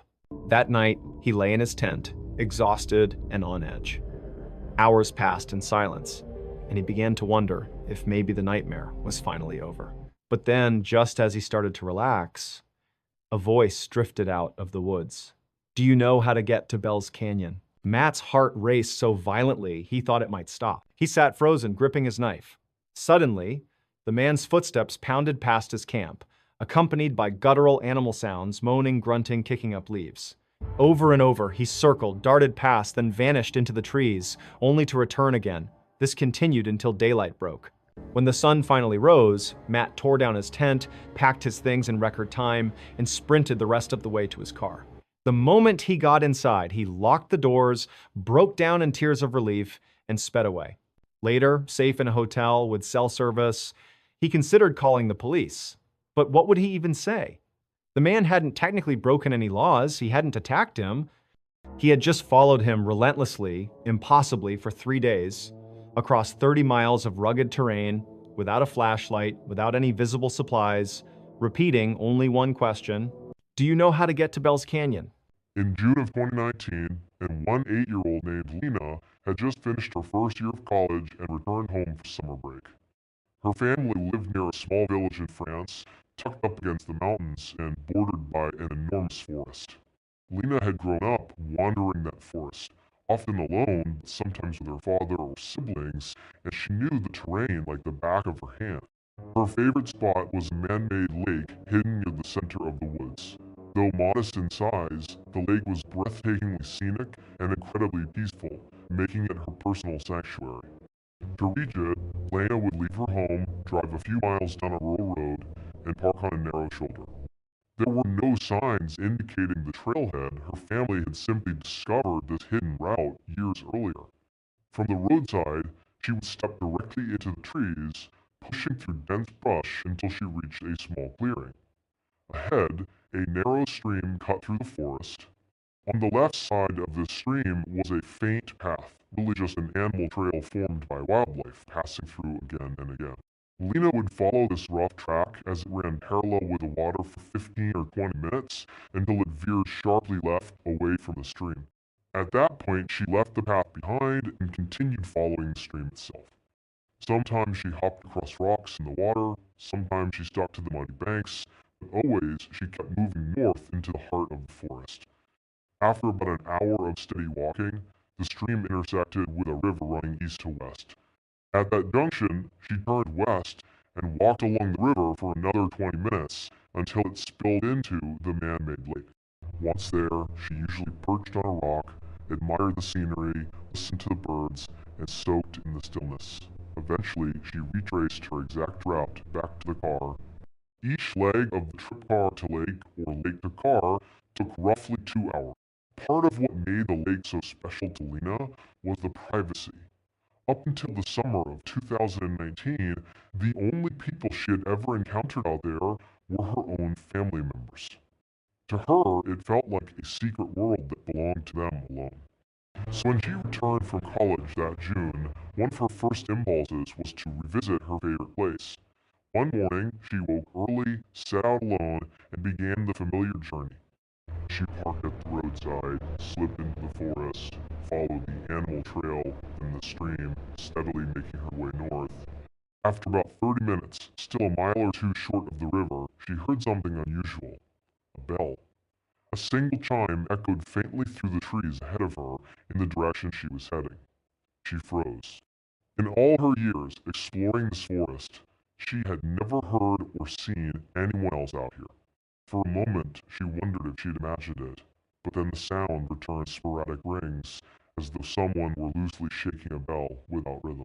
Lena thought about a lost dog with a bell collar, but it was too loud and resonant to be a pet trinket. Maybe, she considered, it was something drifting down the river in a box, clanging as it struck rocks. None of her theories made much sense, but she wasn't frightened, just curious. Since the ringing seemed to come from the very direction she was traveling anyway, she decided to keep going. She pressed forward for another 5 minutes, listening intently. Then, as suddenly as it began, the sound stopped. The abrupt silence startled her. She paused, waiting for it to start again. Nothing. Only the ordinary noises of the forest returned. With no explanation in sight, she shrugged it off and continued toward the lake. 15 minutes later, Lena was still walking along the stream when something caught her eye. Ahead on the left bank was a shape that might have been a rock or an animal. Drawing closer, she realized it was the body of a beaver. Its head was missing. Finding animal remains in the forest wasn't strange in itself. Predators left kills all the time, but the way this one had been decapitated sent a chill through her. The cut on its neck was disturbingly clean, as though made with a sharp blade. The head was nowhere nearby, and the rest of the body was untouched, suggesting it hadn't been killed for food. Kneeling closer, Lena noticed another unsettling detail. There was no smell. Fresh kills don't reek right away, but decomposition sets in quickly. The lack of odor suggested it had been killed very recently. Curious and uneasy, she nudged the body with her foot. It was still limp, rigor mortis hadn't begun. That meant whatever, or whoever, had killed this animal had likely done so not long ago. And given that the ringing bell had come from roughly the same direction, the thought hit her hard. Whatever was responsible could still be close by. After staring uneasily at the headless beaver, Lena forced herself to calm down. It was broad daylight, she reminded herself. She spent years in these woods, and never once had she run into danger. Surely there was a logical explanation. Stepping over the carcass, she continued on, eventually reaching the river, turning west, and walking until the lake appeared before her. She sat on a rock, admired the water, let the sounds of nature soothe her, and then retraced her steps back the way she'd come. Passing the beaver again, she followed the stream, hiked out of the woods, and drove home without incident. About a week later, restless at home, Lena decided to return to the lake. She told her parents where she was going, grabbed her keys, and drove to the familiar pull-off. It was around 6 in the evening, and with sunset scheduled for 9, she knew her window was limited. If she moved quickly, she could make it there and back before darkness set in. She entered the woods, found the animal path, then the stream, and began following it north. Soon, though, she heard the low rumble of thunder. Looking up, she saw the sky already darkening. Though sunset was still hours away, a storm was approaching fast. But Lena was determined. Instead of turning back, she broke into a jog, hoping to reach the lake before the rain became too heavy. It started with a sprinkle, but by the time she passed the beaver's corpse, still lying in the same place as before, the sky opened up. Sheets of rain poured down. 15 minutes later, when she reached the river, the downpour was in full force. Still, she pressed on, turning west toward the lake. But only a couple minutes into this final stretch, she checked her watch. It It was already after 8:00. She froze. Reaching the lake would mean another 40 minutes added to her round trip, and sunset was fast approaching. Even if she turned around now, it would take an hour to get back, much of it in the dark. Factor in the storm, the slippery ground, the risk of losing her way. She realized continuing was reckless. Reluctantly, she turned back toward home. The rain hammered down, soaking her clothes, dripping into her eyes. To keep her footing on the slick rocks, she walked with her head down. 15 minutes into a return journey, something smacked her hard on the top of her head. She gasped, threw up her hands, and looked up. Dangling directly above her, suspended by a rope from a tree branch, was the same beaver. Only now, its head had been stitched grotesquely to its front paws, as though it were holding it. The lifeless body swung in the storm, dripping water.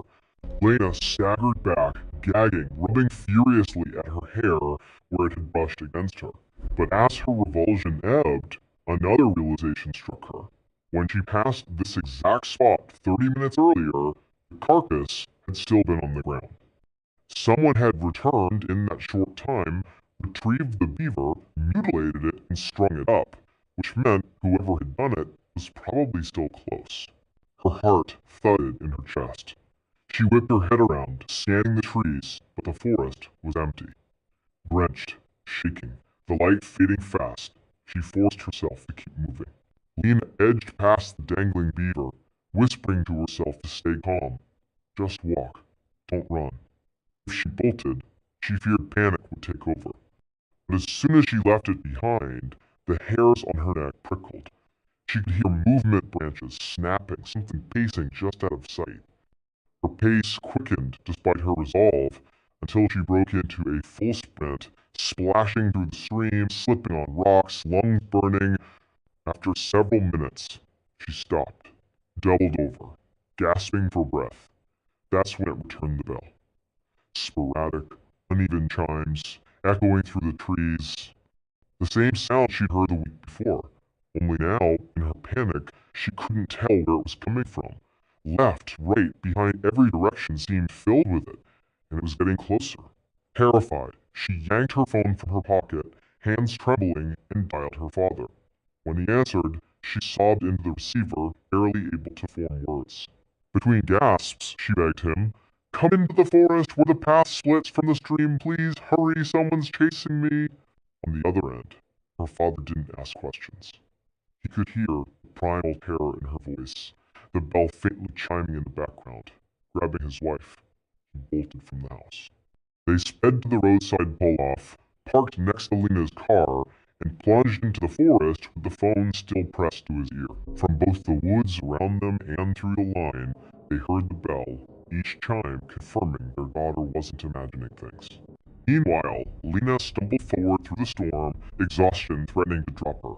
Her legs felt heavy, her lungs on fire. But the bell was louder now, almost on top of her. Sticks cracked, footsteps pounded the ground behind her. She broke into a small clearing, lit faintly by moonlight filtering through the storm clouds. She slowed, heart racing, and made the mistake of turning around. From the tree line opposite her, a figure emerged. Tall, shadowy. With each step, the large bell tied at its waist clanged violently, echoing into the night. Its movement was wrong, jerky, unnatural, not quite human. For an instant, Lena was frozen in disbelief. Then a surge of adrenaline hit her like lightning. She spun and ran harder than she ever had in her life. Behind her, the bell grew faster, louder, each chime a footfall gaining on her. Desperate, she screamed into the storm, "The police are ahead! They're waiting for you!" But the figure didn't slow, it kept coming. At that same moment, Lena's father, unable to wait at the meeting point, sprinted deeper into the woods, following his daughter's screams. And then through the trees, he saw her. Lena burst into view, eyes wide with terror, sprinting straight toward him. He grabbed her, lifted her, and ran back toward his wife. The three of them didn't stop until they were out of the forest, back at the car, all of them crying, shaking, too shocked to speak. Later, at the police station, Lena filed a report. Officers searched the area the next morning, but the beaver was gone, her dropped bag was missing, and the only trace they found was a neatly folded t-shirt placed under a rock near the stream. The authorities suggested it was probably a disturbed person living in the forest who wanted to scare her away. But Lena couldn't accept that. In her mind, the figure wasn't just trying to frighten her, it was hunting her. And had her father not reached her in time, she was certain she wouldn't have made it out alive. Even now, when Lena looks back, one memory stands out most vividly: the way that shadowy figure moved in the moonlight. Wrong, unnatural, less like a man, more like a creature. And though no one has reported sighting since, Lena and her family never set foot in those woods again. In 1982, a teenage boy and girl who had only recently started dating but already shared a passion for the outdoors decided to spend a weekend camping in Maine. On their very first night at around 1 a.m., the girl woke suddenly because she needed to use the bathroom. She reached for the zipper of their tent flap but froze when her ears caught a strange noise outside. It wasn't loud, but it was unmistakable. The sound of digging.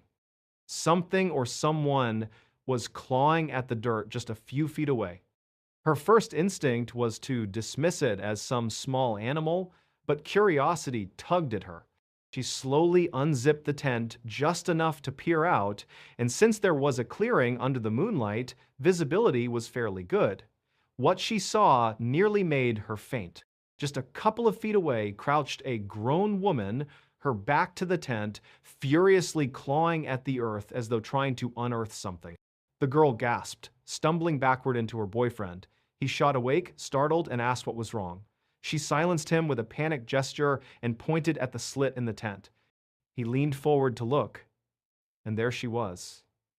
A strange woman, digging frantically into the soil with her bare hands. Shocked, the boy grabbed a flashlight, despite his girlfriend's pleas not to. He unzipped the tent a bit more and shone the beam directly on her. The woman froze, slowly stood, and turned to face them. Her expression was utterly blank, neither aggressive nor afraid, just empty. For several long seconds, she stared directly at them in silence, then calmly turned and walked into the woods. The couple sat in stunned silence for several minutes, then unzipped the tent completely and stepped outside to make sure she was gone. They swept their flashlights across the clearing, but she had vanished. They approached the spot where she had been digging and found only a shallow hole 4 inches deep with no obvious purpose. Confused and unsettled, they decided the best thing to do was to report it to the rangers in the morning. Feeling a little more secure that she had left, they zipped the tent and tried to go back to sleep. Minutes later, the sound of running feet jolted them. She was back. When they looked outside, the woman wasn't digging this time, she was rummaging through their gear scattered around the camp. Her movements were erratic, almost animalistic. She'd pick up an item, glance at it, then hurl it behind her, repeating the process over and over. The boy stormed out of the tent, shining the flashlight on her. "You need to leave!" he yelled. She ignored him, continuing to toss their belongings like a wild animal. Only when he raised his voice, threatening and forceful, did she stop and turn toward him with a confused look, as if she were surprised they were even there. Then, without a word, she turned and walked away again. They stood guard outside their tent for 15 minutes, making as much noise as possible, hoping to scare her off. Finally, convinced she wouldn't come back, they zipped themselves inside again. But within moments, they heard her charging back into camp. This time, she sprinted straight to the hole she had been digging and frantically clawed at the dirt with even more desperation. Furious and terrified, the couple burst out of the tent, screaming at her to get away. Their sudden aggression seemed to startle her. She scrambled to her feet and bolted into the woods, but the way she ran was strange. On all fours, at times, her movements almost feral. Shaken, the teenagers realized she wasn't just trespassing. Something was deeply wrong with this woman. They sat by their lanterns and flashlights for the next 2 hours, waiting, listening, hoping she was truly gone. But when exhaustion overcame them around 3:30 a.m., they convinced themselves it was finally safe, zipped up the tent, and went to sleep. When morning came, they unzipped the tent to find chaos. Their gear was scattered across the clearing, strewn in every direction, as though she had come back yet again while they slept. The hole she had been digging was now over a foot deep, far deeper than before. And the most disturbing realization of all, during those 2 hours when they thought she was gone, she must have been lurking just out of sight in the shadows, watching them, waiting for them to let their guard down. Yet, when they examined their belongings, nothing was missing. She hadn't stolen anything, not even valuable items she could have easily taken. She had only dug and scattered. Horrified, they packed up immediately and reported everything to the park ranger. But the ranger admitted he had no idea what to make of it. He had never heard of such an encounter. The teenagers left that day, refusing to spend another night there. And to this day, they have no explanation for who or what that woman was, why she obsessively dug into the earth, or why she kept coming back like some kind of wild, feral creature. On April 15, 2018, a 56-year-old woman named Hana Mori was dusting a piano inside her family's small but spotless home in the English village of Helmsley. This was part of her regular routine. After wiping down the outside of the piano, Hana carefully lifted the lid and began cleaning each key one by one.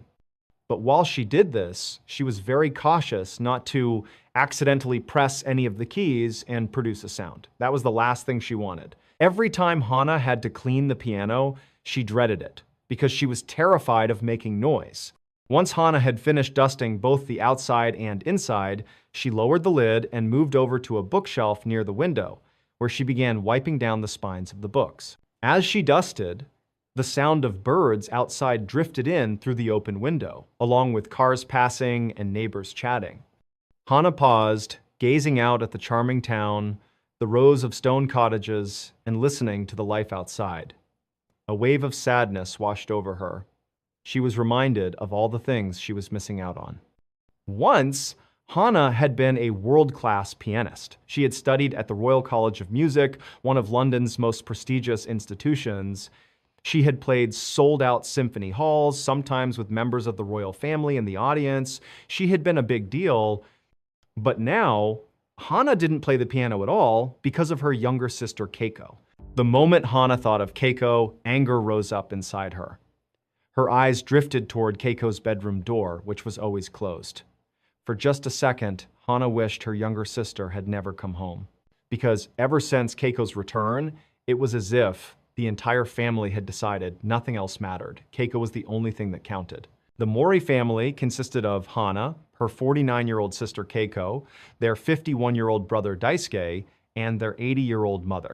Their father had passed away years earlier. Hana and Daisuke were both accomplished in their own ways. Hana, the brilliant pianist, and Daisuke, a gifted writer. But Keiko was on a completely different level. She spoke fluent English, Latin, Greek, and Japanese, and she had even invented her own dialect of Japanese, complete with grammar rules. She was also a phenomenal artist. Her paintings were in such high demand, but Keiko almost never sold them, which only increased the mystique and value around her work. As a child, Keiko had received scholarships to elite private schools. After high school, she earned a full scholarship to the University of Cambridge, one of the top universities in the world. Everyone assumed she was destined to become a world-famous artist. But Keiko had a darker side. She was prone to sudden fits of anger that no one could explain.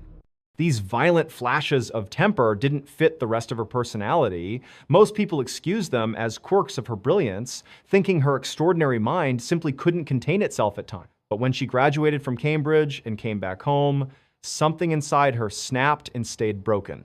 A few days after returning, Keiko had one of her explosive outbursts, except this time the rage didn't fade. She remained angry for days, then weeks. Her family tried to understand what had upset her, but she wouldn't say. Eventually, Keiko locked herself in her bedroom and refused to come out. For weeks, she isolated herself. And when she finally did emerge, she was completely different. She barely spoke to anyone, including her family. She only left her room when absolutely necessary. Soon, this wasn't just a phase. It became her life. Keiko became a recluse, shutting herself inside that darkened bedroom for decades. The family's neighbors didn't even know she existed. Back at the bookshelf, Hana finished dusting the books and set her cloth aside. Then, she tiptoed to Keiko's door and gave the gentlest knock. Keiko despised loud noises. That's why Hana wasn't allowed to play piano anymore. It was too loud. After knocking, Hana silently counted to 30, as Keiko required. Finally, from the other side, Keiko's voice granted permission. You may come in. Hana slowly opened the door to reveal a cramped, pitch-dark room. Heavy curtains blocked out all light. Keiko sat silently on her bed. Hana kept her eyes lowered, careful not to make direct eye contact. She quietly gathered the dirty dishes from Keiko's table, then turned to leave. Out of curiosity, she tried to steal a glance at what Keiko was working on. Keiko had claimed she was creating a masterwork. She insisted she needed total darkness, complete silence, and full concentration. The family's role was to support her. When asked what this masterwork was, Keiko only said it would be something extraordinary, something that combined her body, her mind, and even her family. But she never explained further. Hana couldn't see anything in the dim room, so she quickly turned away, carried the dishes to the kitchen sink, and scrubbed them spotless. Keiko demanded the house remain immaculate. No dust, no dirty dishes, nothing out of place. It was one of her rules for the masterwork. As Hana finished, her brother Daisuke entered the kitchen. He told her it was time to go to the market for supplies, things Keiko said she needed for her work. Hana felt irritation boil up again. Everything revolved around Keiko. But she bit back her resentment and went with him. Daisuke had long since abandoned his own writing career to dedicate himself to supporting Keiko. Unlike Hana, who resented their sister, Daisuke seemed proud to be part of what he believed would become the greatest artistic creation in history. He didn't even know what this masterwork was, but Keiko sometimes gave him specific instructions. That day, she had requested surgical spirits, medical alcohol, and a book on palm reading, so Hana and Daisuke concealed their faces as they always did in public, hurried to the shops, and bought them. At home, they knocked, waited, and their elderly mother opened the door, unlocking 4 heavy deadbolts. Keiko insisted no family member carry keys, terrified someone could lose one and an outsider might intrude on her work. Hana set the bag outside Keiko's door. A thin arm slipped out, grabbed the bag, and vanished. 3 days later, on April 18, Hana overheard Daisuke talking quietly to Keiko through her closed door. This was normal. He often spent hours sitting outside, conversing with her like this. But that day, his words sounded strange. How can you? How only your soul? How? Hana set her book aside and crept closer. When Daisuke noticed her, both he and Keiko went silent. He shook his head, got up, and walked away. Curious, Hana pressed her ear against the door, but all she heard was the faint sound of Keiko shuffling deeper into the room, then silence. It reminded Hana of how far she and her sister had drifted, and once they had been inseparable. But 5 years earlier, in 2013, everything had fallen apart.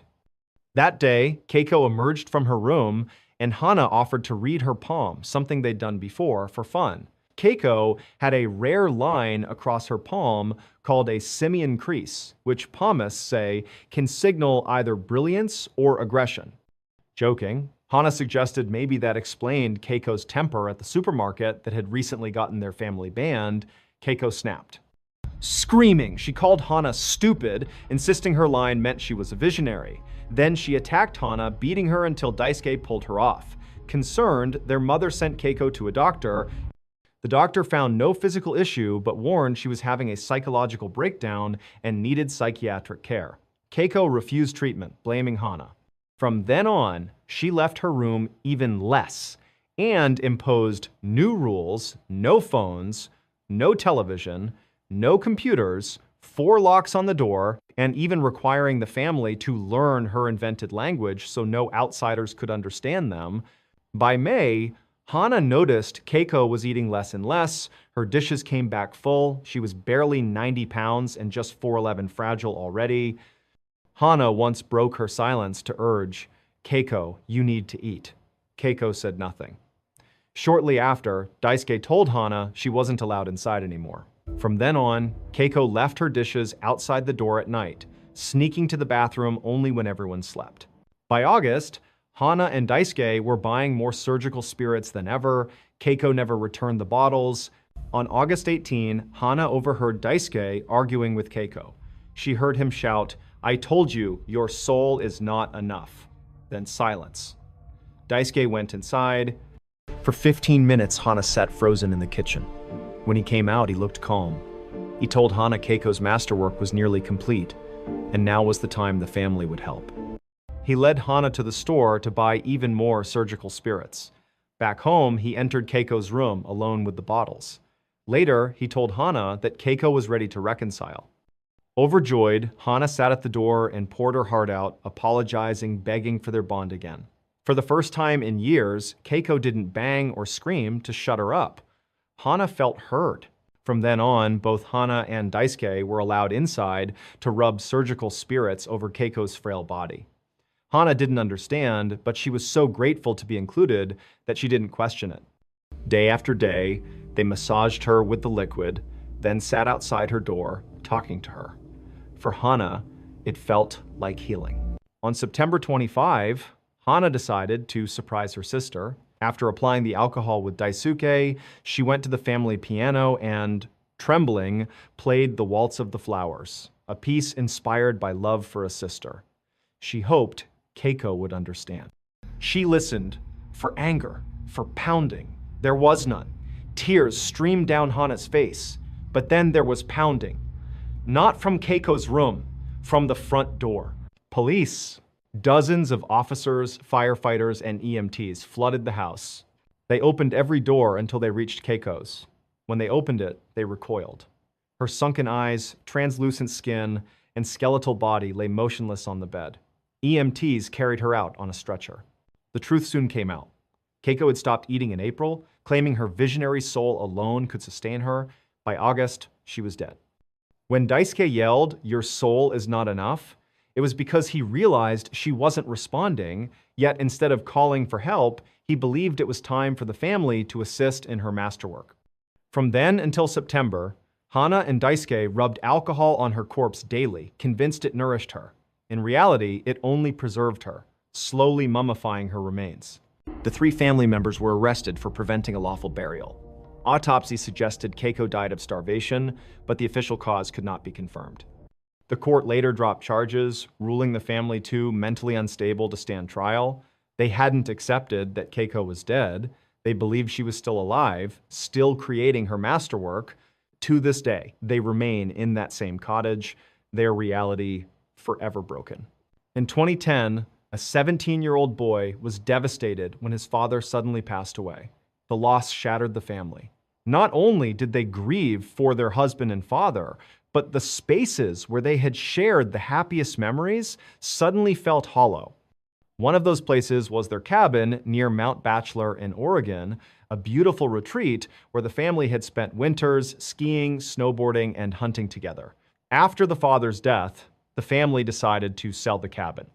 But before it was gone forever, the boy asked his mother if he could spend a few days there, one last chance to honor his father's memory in the place they loved so much. She agreed, and with his father's car, which had been willed to him, and the family dog Midnight, he set out for the cabin with snacks, drinks, and plans to play games, snowboard, and remember, the cabin itself was 2 stories built into the side of the mountain. The back was pressed into the slope with no windows except a small one in the bathroom. The front was wide open, lined with glass panes and a balcony off the master bedroom. It stood alone in a small clearing, surrounded on all sides by dense pine forest. Among the trees in front of the house was one that stood out, a tall pine with a thick horizontal branch about 20 feet up, perfectly shaped like a seat facing the cabin. The boy called it the sitting tree. For the first 2 days, the stay was everything he had hoped for. He played video games, ate snacks, took Midnight out to roam, and even went snowboarding. It felt almost like he was bonding with his father again. But on the 3rd morning, after a heavy snowstorm, he stepped outside with Midnight and noticed something that unsettled him. Fresh footprints in the snow prints that weren't his led from the woods to the clearing and then circled around the back of the cabin, disappearing up the slope. He told himself it must have been a hiker or a neighbor, though both were unlikely. Still, he forced himself to shake it off. That night, he locked every door and window, drew the blackout curtains, and went upstairs to bed with Midnight.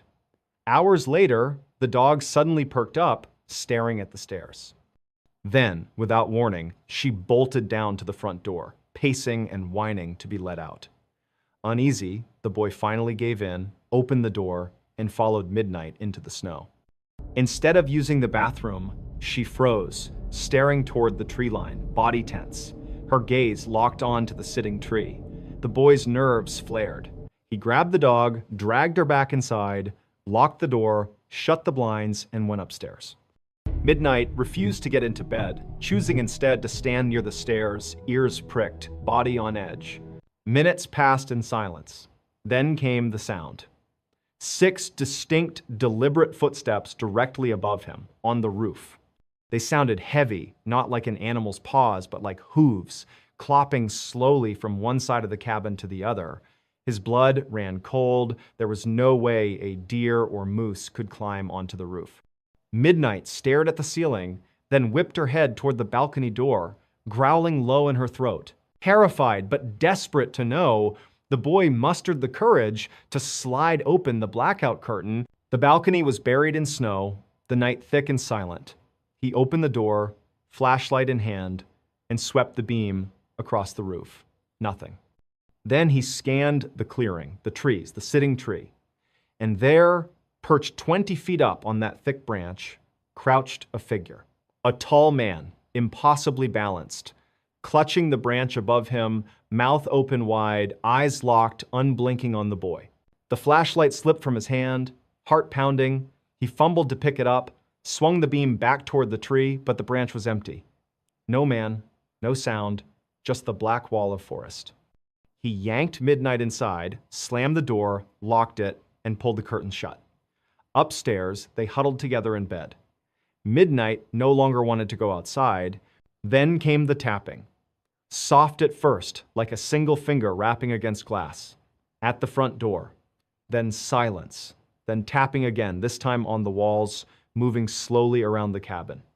He held his breath, listening as it shifted to the tiny bathroom window just feet from where he lay.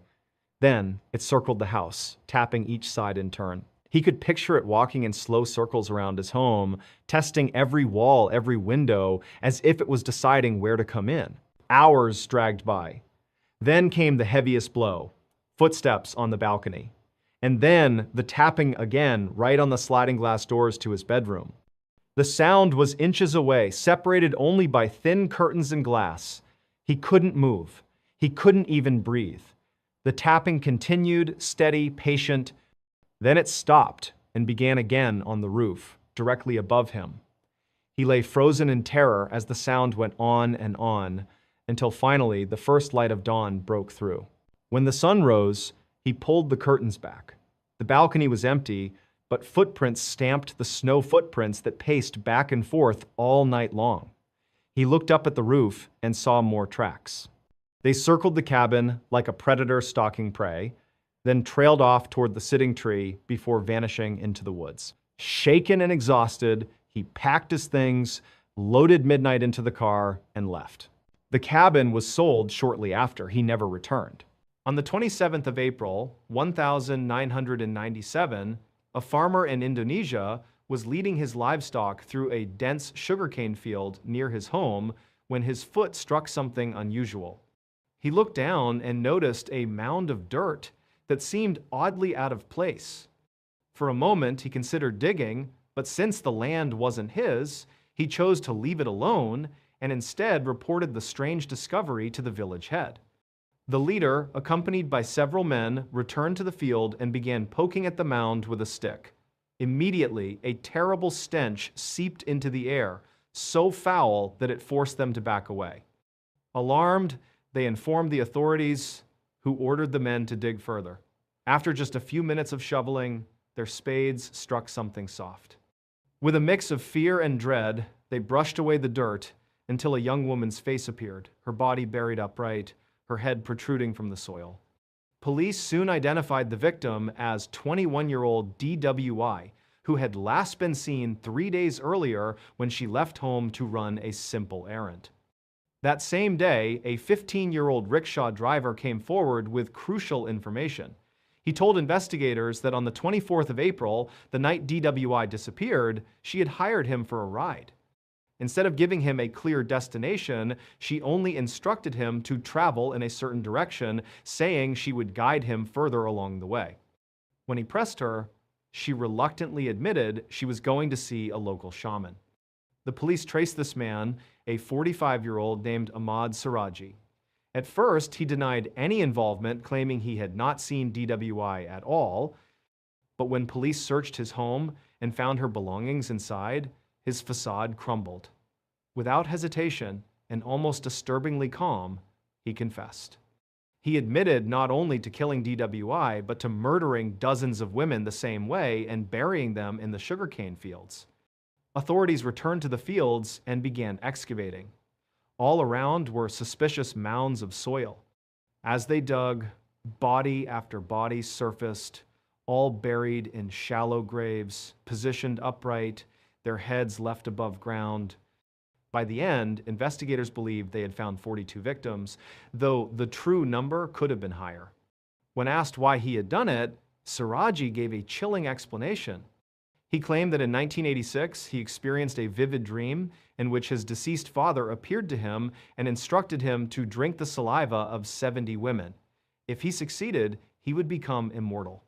Siraji didn't dismiss this as just a bizarre dream. He took it as a sacred command. But he had no idea how to collect saliva willingly from 70 people. After brooding on it, he decided the most efficient way was to kill them and extract it by force. To lure victims, he carefully built a reputation as a mystical healer. He spread word that he possessed supernatural powers and could grant women everlasting beauty and prosperity. The rumor spread quickly, drawing women not only from his village, but from surrounding areas. When they arrived at his home, he demanded a steep fee, roughly $300, then insisted on performing a secret ritual at night. Leading them through a cemetery and into the sugarcane fields, he handed each victim a shovel and told her to dig a hole as part of the ceremony.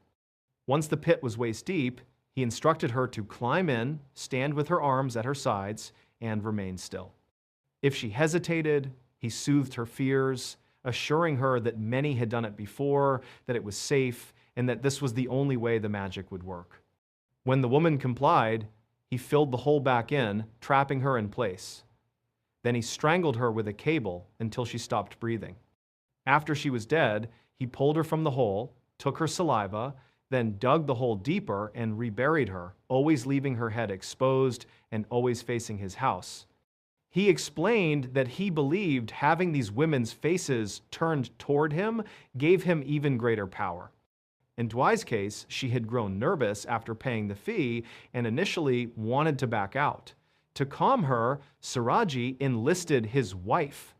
She had no idea her husband was a serial killer, so when he told her to reassure DWI, she went along, promising the girl it was safe. She even offered to accompany them. Comforted, DWI reluctantly agreed to continue. Hours later, only Siraji and his wife returned. In 2008, Ahmad Siraji was executed by firing squad for his crimes.